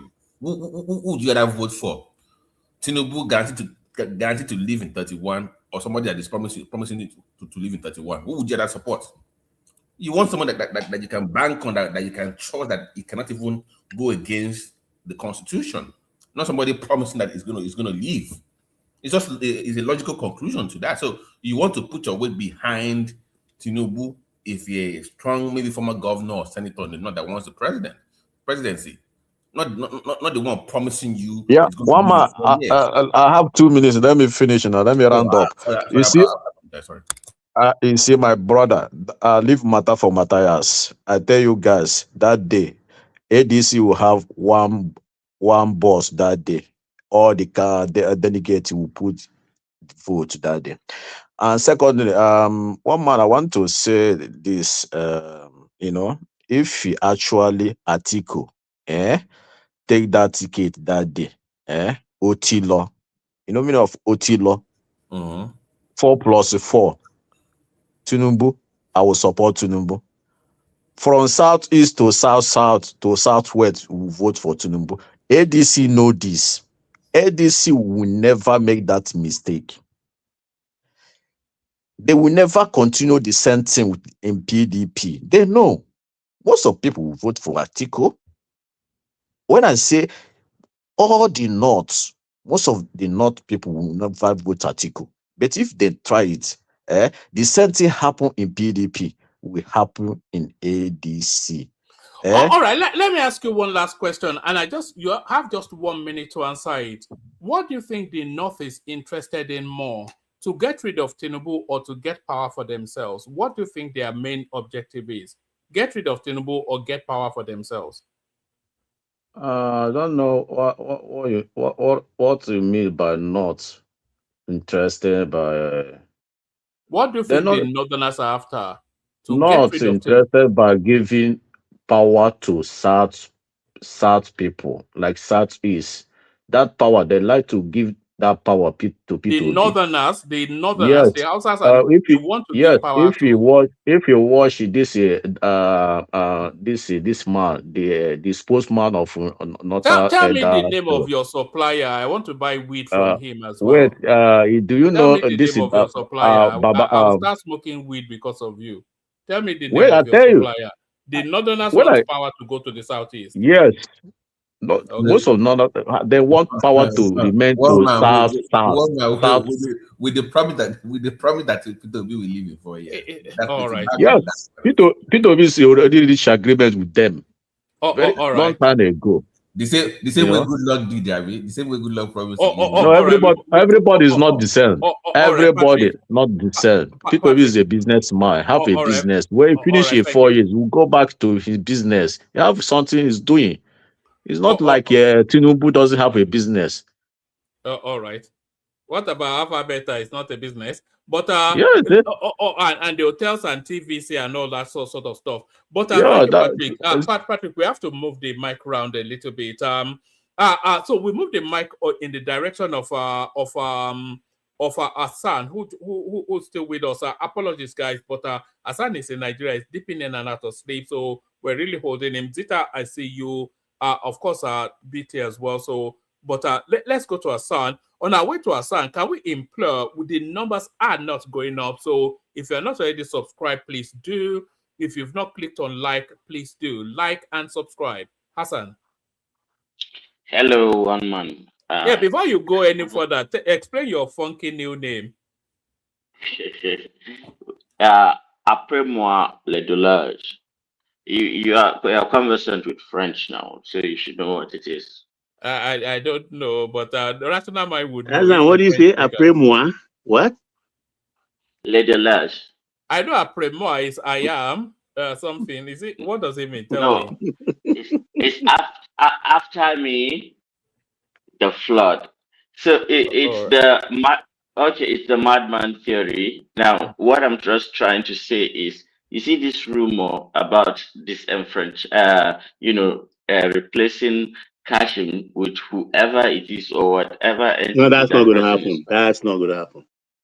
I'm just saying. Still like, a Muslim ticket.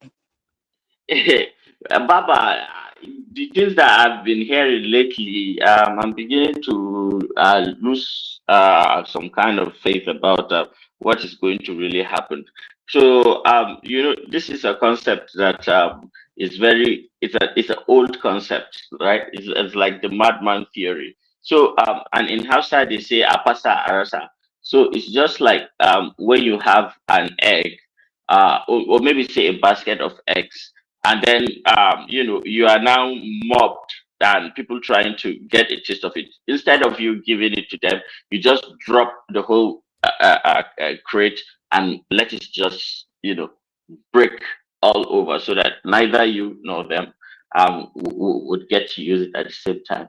So as regards to the Kashim Shettima, well, I think that is just the stand for a lot of us.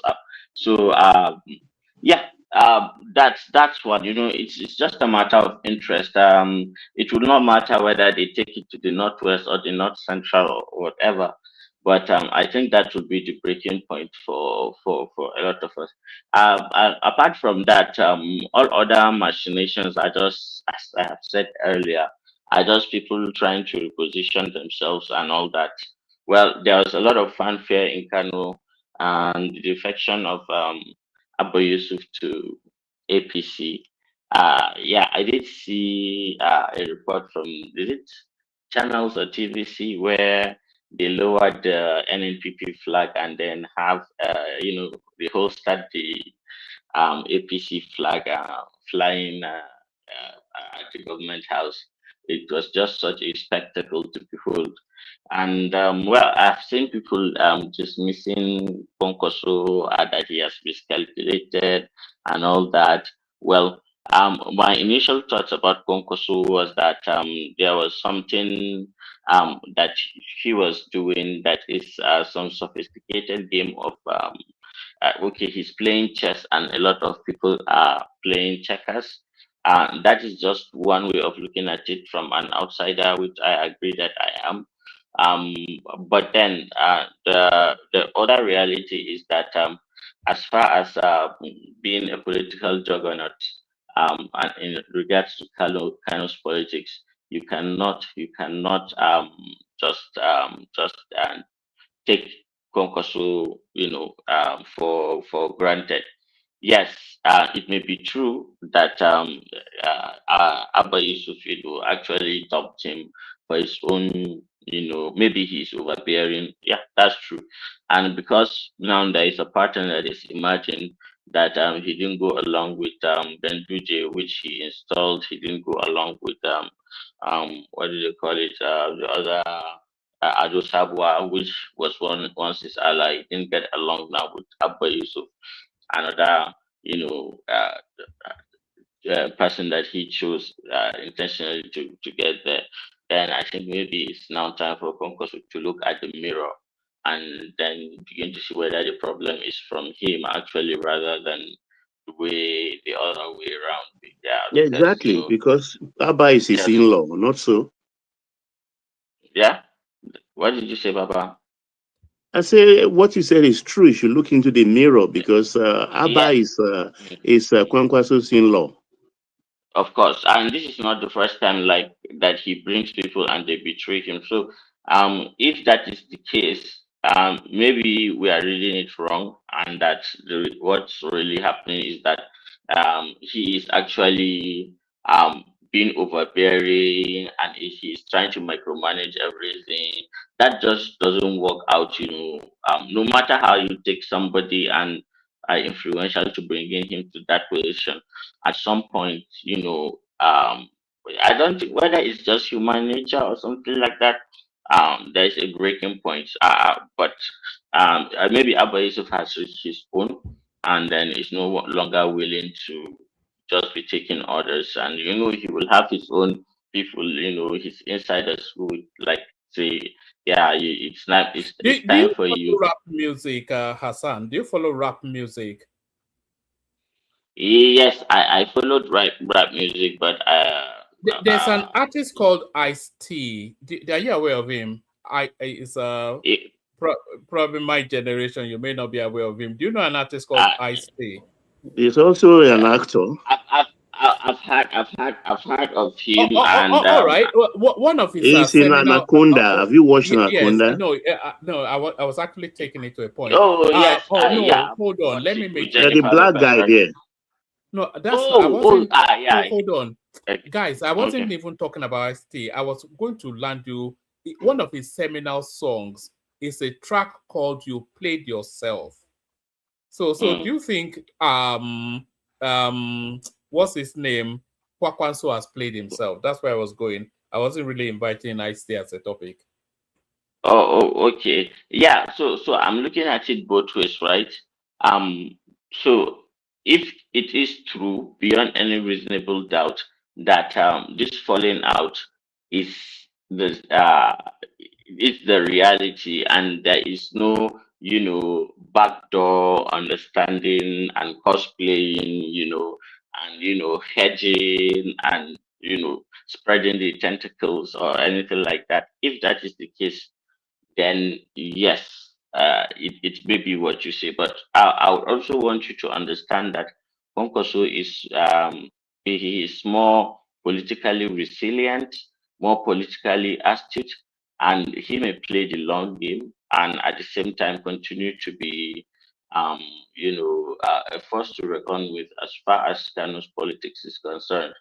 Yes, Abba Yusuf is going to face a litmus test in 2027, and we will see from the way the NNPP they are posturing. We would now understand whether or not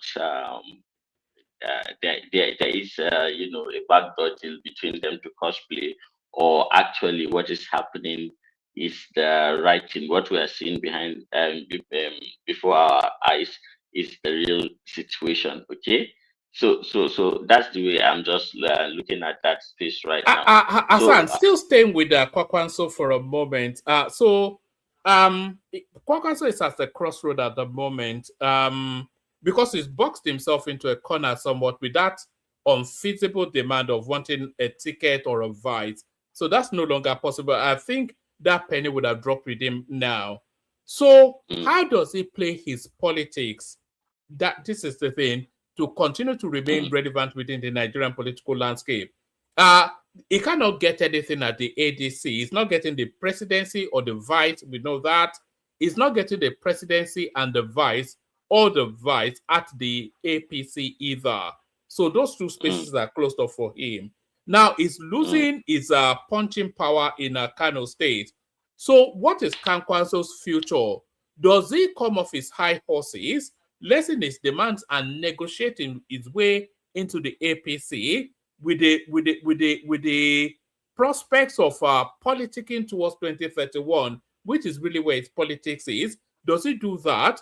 Or does he want to be does he want to play spiteful politics and go with Atiku just to punish somebody? That's also. Or does he go after Kano State fully and present somebody to wrestle power from Abba Yusuf, and so that at least he has the satisfaction that he's still the champion of Kano State? Because his politics does not go beyond that. He's not going to be on any ticket.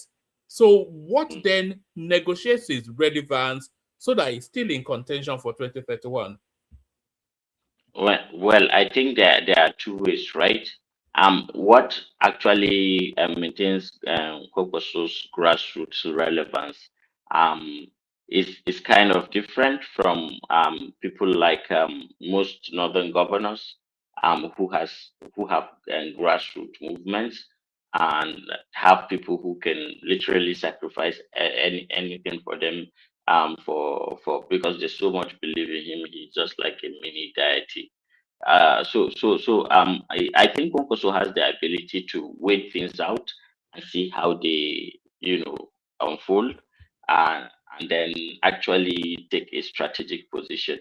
He's not a paperweight, as as a lot of people want to believe. Konkoso holds significant influence in Kano politics. What he has been unable to do is expand that beyond Jigawa, Kano, and some parts of northern, like places like what do they call it, Lukuru, Zaria, parts of Kaduna. Like that's his just main, area of influence. So, but even at that, he still has some political capital. So he can wait it out till 2031, and then at that point, maybe we will see. But one thing that also will play to his advantage, as long as he remains resolute not to, if it is true, that they are, at a crossroads and between him and Abba Yusuf, and that they are no longer seeing eye to eye politically, then what you should expect is that he would be hostile to the APC, and he knows that he's not going to be accepted in the ADC. He will bide his time. Uh, but there is the other possibility too that I don't want you to in any way underrate or underestimate. It's just this common thing that the enemy of my enemy is my friend. So there is this realignment and all that. That just as you said, to spite the APC, you may be seeing what do they call it? Strange fellows like realigning, and then trying to take back their pound of flesh.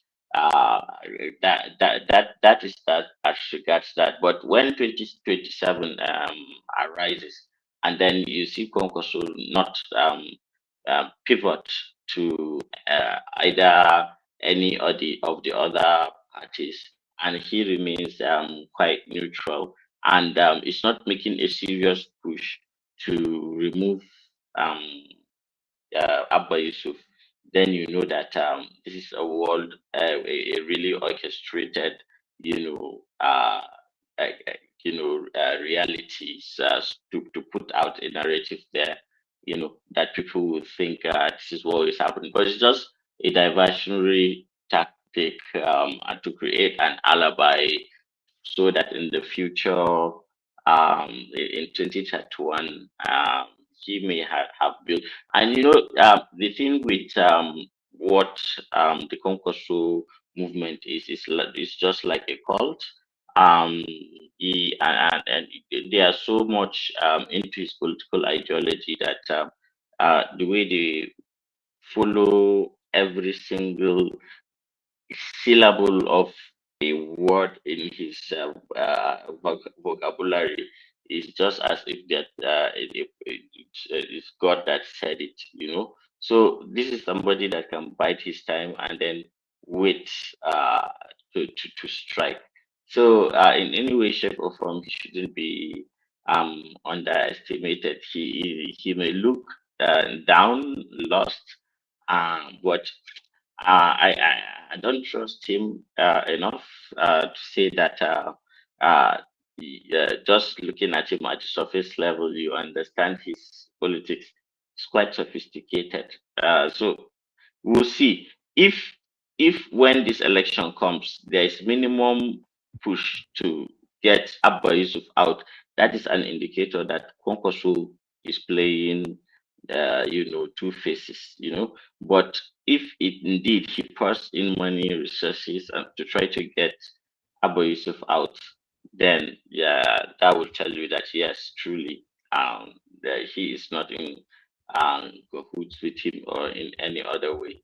The other possibility is that he joined forces with the opposition to bolster their ranks, and that is also a nightmare uh, scenario for the ruling party.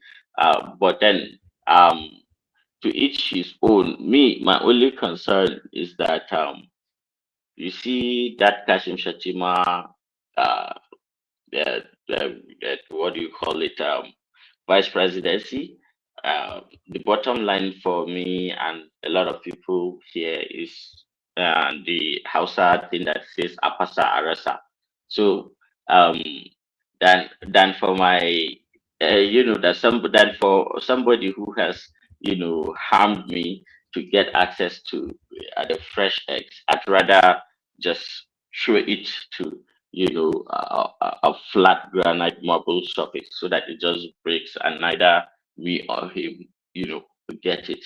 So let me just keep quiet right now and and let you guys talk. Thank you. All right, thank you, Hassan, and thank you for staying up so late. Did you want to chime in before we go to Zita, BT? Yeah, just briefly, two things. The military confirmed the coup today, and of the 16 coup plotters. But to my surprise, they did not issue any statement about Timothy Villa Silva. Earlier on, this name came up that it was one of the financiers of the coup, but they didn't deny or confirm it. So all we saw is just the 16 names, and I refuse to believe that there was only 16 people. But they didn't release the list of names, even. No, they did release the names today. I can Yeah, send there's a you. reason why. There's a reason. No, hold on. They did release. I'm saying that even if it's still under investigation, then let the public know that we are still investigating. But don't make it look like you've concluded that it's. No, you won't say his name now. The presumption of innocence before the guys in uniform. You didn't hear what I said. I said they are making it look like it was just 16 people involved in it, and that they've concluded their own investigation. That's what the press release made it look like. Now, if you have more people in there, you have to then say, well, we are still investigating. Just don't say, okay, this is just 16 people. That's not, and so that one I don't know. I believe there are more. If the coup is true, then there are more people involved. Clearly, this from the civilians. There are. That's a fact. Yeah. So just don't tell me, 16 military members of the society are the ones involved. I don't believe that. Second of all, I actually came up for Baba. Baba, are you still there, sir? Hey, Bawu, Doki. I saw your Chinedu in Lagos. He released his ADC chairmanship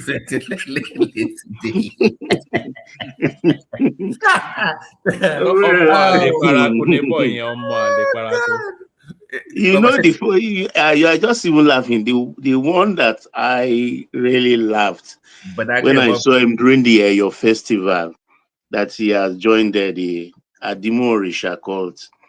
I was just laughing that he's trying hard, and they will always humor him. No, but he shot himself with.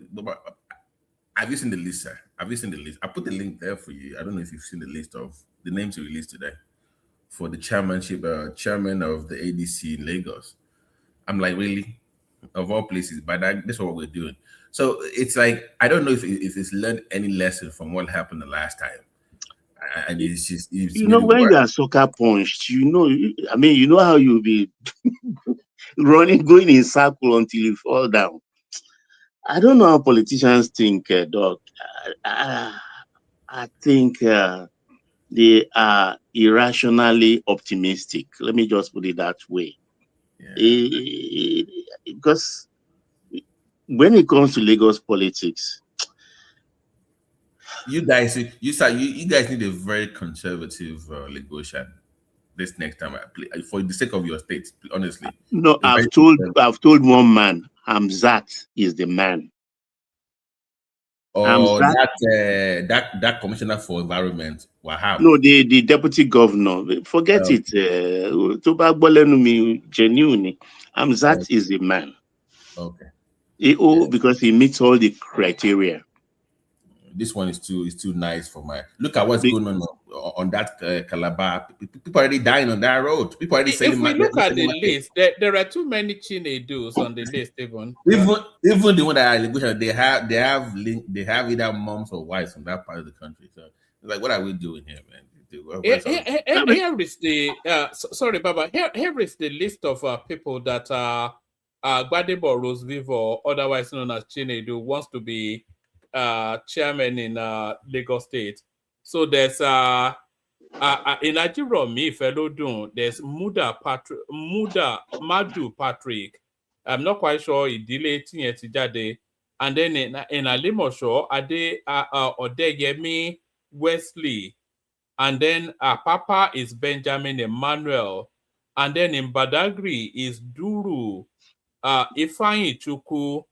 And then in Epe is Aminu, something or the other. And in Etiosa, which is where VI is and etc., is Ekanem Elizabeth.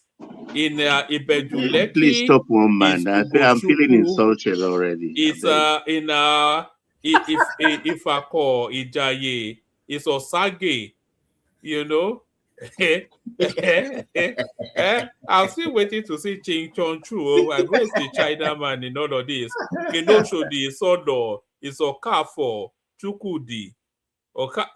Anyway, that's where we are. They are doing a lot because nobody is joining them.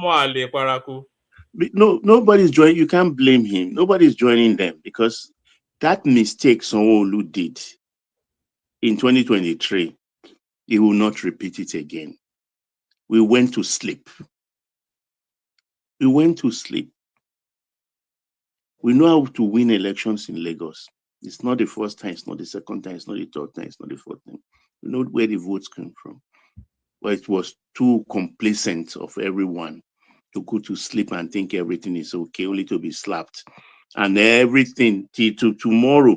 Oh, he won Lagos. He won Lagos. But they forgot that since then we've had election of the local government in Lagos, and it was 100%. Okay. 100%. But let me just one more question for Baba before we move on to Sita. Sorry. The Makoko thing, do you have any info about what the plan? Because I've seen them start filling that place now. They're moving them back now. 250 meters. They want to. Do you know what the plans are? Because now all those NGOs, they're all making videos now. All those NGOs now. I did something there. Why are they putting it down? Because they were getting funding. Like one man said. Of course, you know them now. They're all complaining now. Those since Greenpeace has gone on that this tree huggers and this thing, they've turned their attention into things like that. Makoko as a concept, it's not. You see, Lagos land is prime, particularly when we talk about the Ebute-Metta-Yaba axis. That thing, to a white person, maybe they look at it differently, but to me, it was an eyesore. It was an eyesore. But they are complaining more than even Nigerians. Like, why would they? How can they cry more than the bereaved? Like, you know, I have my NGO over there. Why are they taking it down? I'm like, dude, you live in America with your 2 million YouTube followers. Why are you? Why are you? What's going on? Wait, is Lekki not a success story today? Do you know Lekki used to be Morocco used to be like Makoko? Morocco used to be like Makoko now. And I'm not saying this to deride anybody. It's the fishermen's settlement. The Lajes basically. So what they have in Ayetoro is what they have, what they brought down to Lagos because they like to live on water. and they don't like to pay rent. It will be a waste to live in town in a concrete house and go out to fish at dawn or in the middle of the night. So they would rather stay very close to where the raw material is, which is raw fish. But then in that place at Dekunle area, I mean, because from the bridge you will see everything. And if you've been there before, because I've been there to see some many years back, to see some celestial priests and things like that. A lot of churches there on water. I mean, it's not really ideal. Let me just Are they clearing the place? Yeah, they are already demolishing the whole place. That thing is a disgusting sight. Okay. But AI is becoming a money-making venture for all these criminal NGO organizations. Now, that's what really pisses me off. Like so no sympathy for the poor. Oh, one man, don't do this. Don't do the people are suffering. Come on now, don't do that. Look at what's going on in the Lagos Calabar expressway right now. People are dying there. They are driving one way. Can you imagine? The Okada riders. People are selling market already. They already have all this awesome where everywhere people are doing prostitution, sleeping on the road. Brand new road though. You can't blame. But the road is too attractive, actually. The road is fine. But you can't blame poverty for everything. I can't wait for them to finish that road. You can't blame poverty. It will be a world monument. If you maintain it now, if you don't start selling market on and misbehaving. So what Mama to Marco's point, you can't say it's poverty. No, you can't build underneath a cable. Do you know this poverty they are talking about? In Makoko, there are people there with 5 wives. So 5 wives. But that in itself is a sign of criminals. It's a sign of poverty. 5 wives. Ibaduni. Let me stop there. Let me stop. All right, Zita, floor is yours. What do you want me to say? We're talking about the elections already finished as January 2026 as the governor of Kano State puts the final seal of victory on the Tinubu re-election. But man, elections are not done that way. Elections are not done that way. The APC should not take things for granted. Elections, that the man joined the APC doesn't mean Tinubu will win Kanu. Elections are not done that way. I really want, for me, I've been saying this on this platform. I want Tinubu to win this election without the North.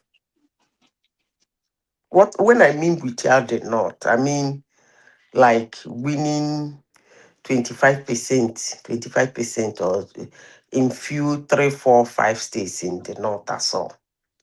No, all he needs is the 17. I want the North plus 6. I want the North to lose their political goodwill. That has been my prayer. And I pray that this 2027, they will be demystified. You see, woman, and I'm not actually excited that Tinubu is digging deep into Kanu or whatever. I don't really do care. Because you see, over the years, we give it to them. They are politically savvy. I agree. They actually register, they vote. I agree. They are interested in ruling. I agree. It's normal thing for anybody to be ambitious. They have this attitude of agreeing to disagree or agreeing when it is not even comfortable for most of them or convenient for most of them, just to hold strong. I love that. But in this 2023 election, the way Atiku behaved in that 2023 election is actually not just disgusting, but nauseating. He did that. And again, 2 years into Tinubu's, let me not use the word Tinubu, let me use the word a southern leader. They began to do this agitation as if You cannot rule Nigeria without them. They actually forget that that man did not actually win from them. I think he won only 3 states there, or 2 states in the core north, and got his 25%. No, but they gave him the highest number of votes. But they have been Almost running 5 million. they gave him what? Almost 5 million. They gave him 5 million, 100 million. Almost. Yes, they gave him 5 That million is the because sixth. That is the sixth. The three geopolitical zone in the north: north central, northeast, northwest. They I'm give him not almost talking 5 about million. north central. I'm talking about northeast and northwest. When I talk about north, I for one, No, I thought she was growing talking up, about 2023. I never put north central as north. Never.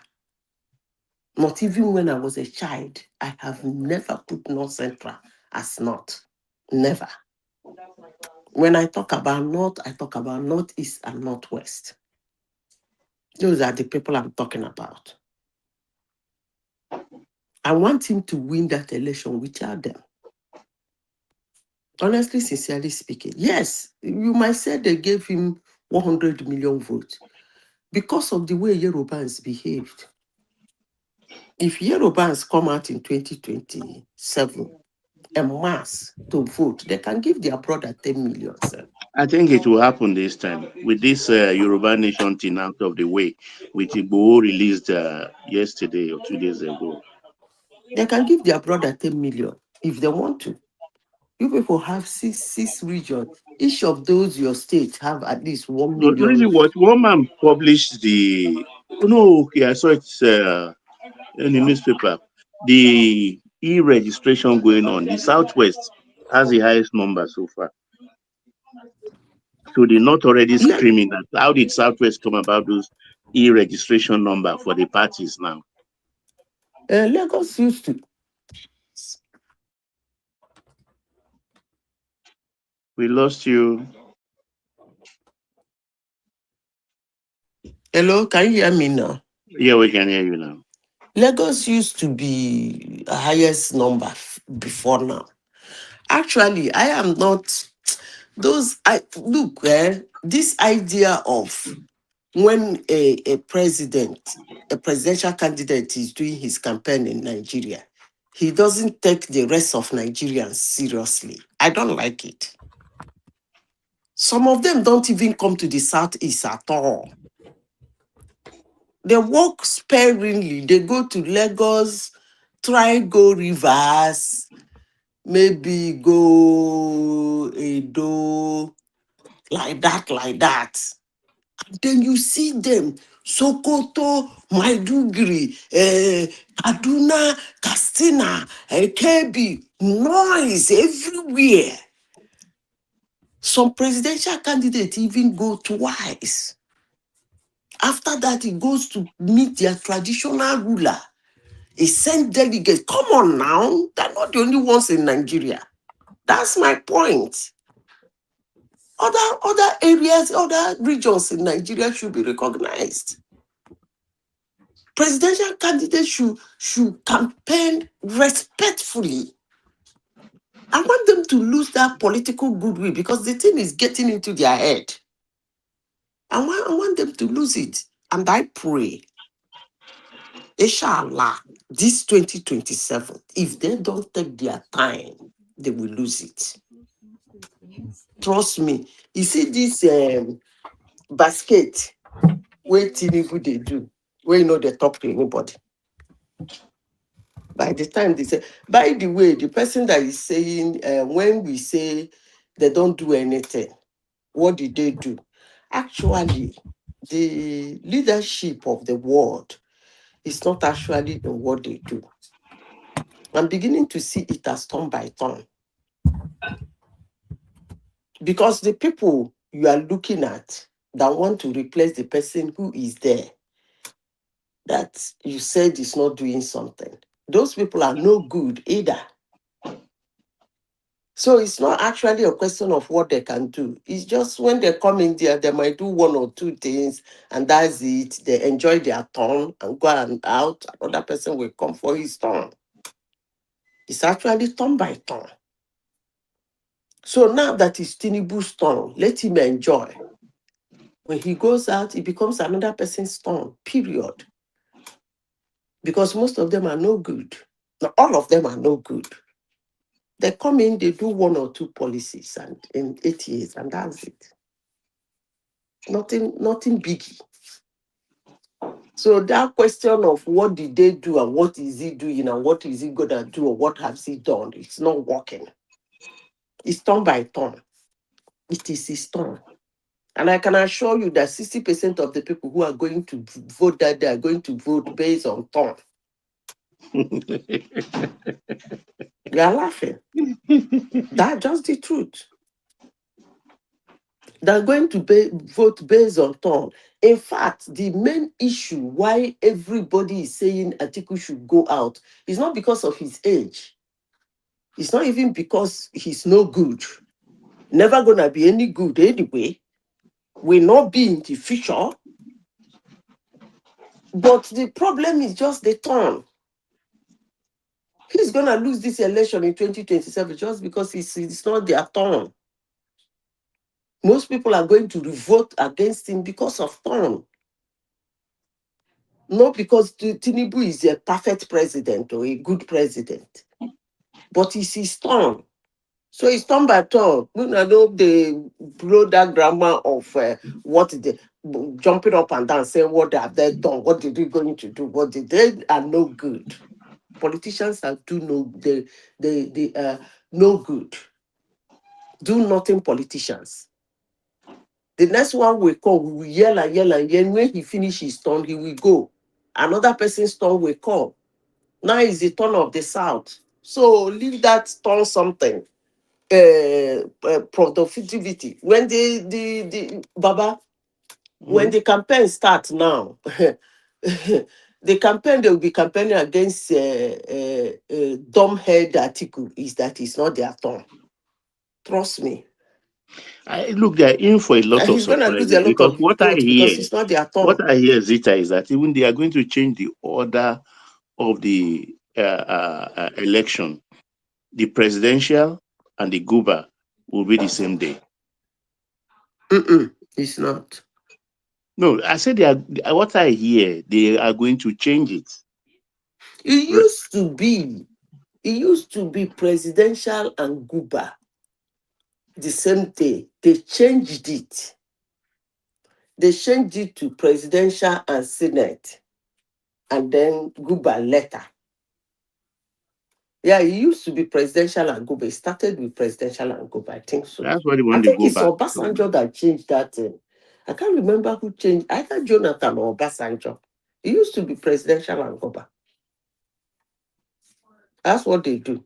They changed it to Because presidential and now senate. Abba Yusuf of Kano is the 30th APC governor now. So what Tinubu, I think, is doing, if that rumor is true, is to make sure that no governor betrays him. So let all of them take the deep dive on that same day. So as you are saving yourself, you are saving the center. As the center is saving himself, he's saving the states. It's not, yeah, but the thing is that Baba, see, there is no opposition. That's the Did reality. you hear what Erufai said? He is giving up from his body language and No, he said everything. the Tinubu should be impeached. Because he has seen that it's not working. You know, he's a very smart guy. You know why? Because all the propaganda is not working. Like one man postulated that, look, we shouldn't worry ourselves about this tax thing. That when people start having their pay slip, the story will be different.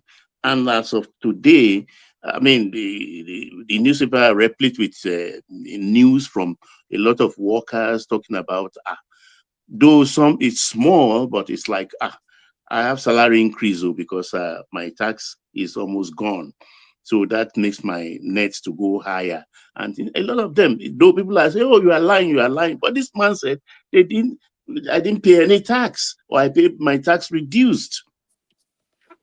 So even that tax thing gradually will fade off, like every other thing they've attacked. Even in the US, the social security went up. So Nobody is there's talking no about way. it. It's going to tax the rich, no doubt about that. Hello, sorry.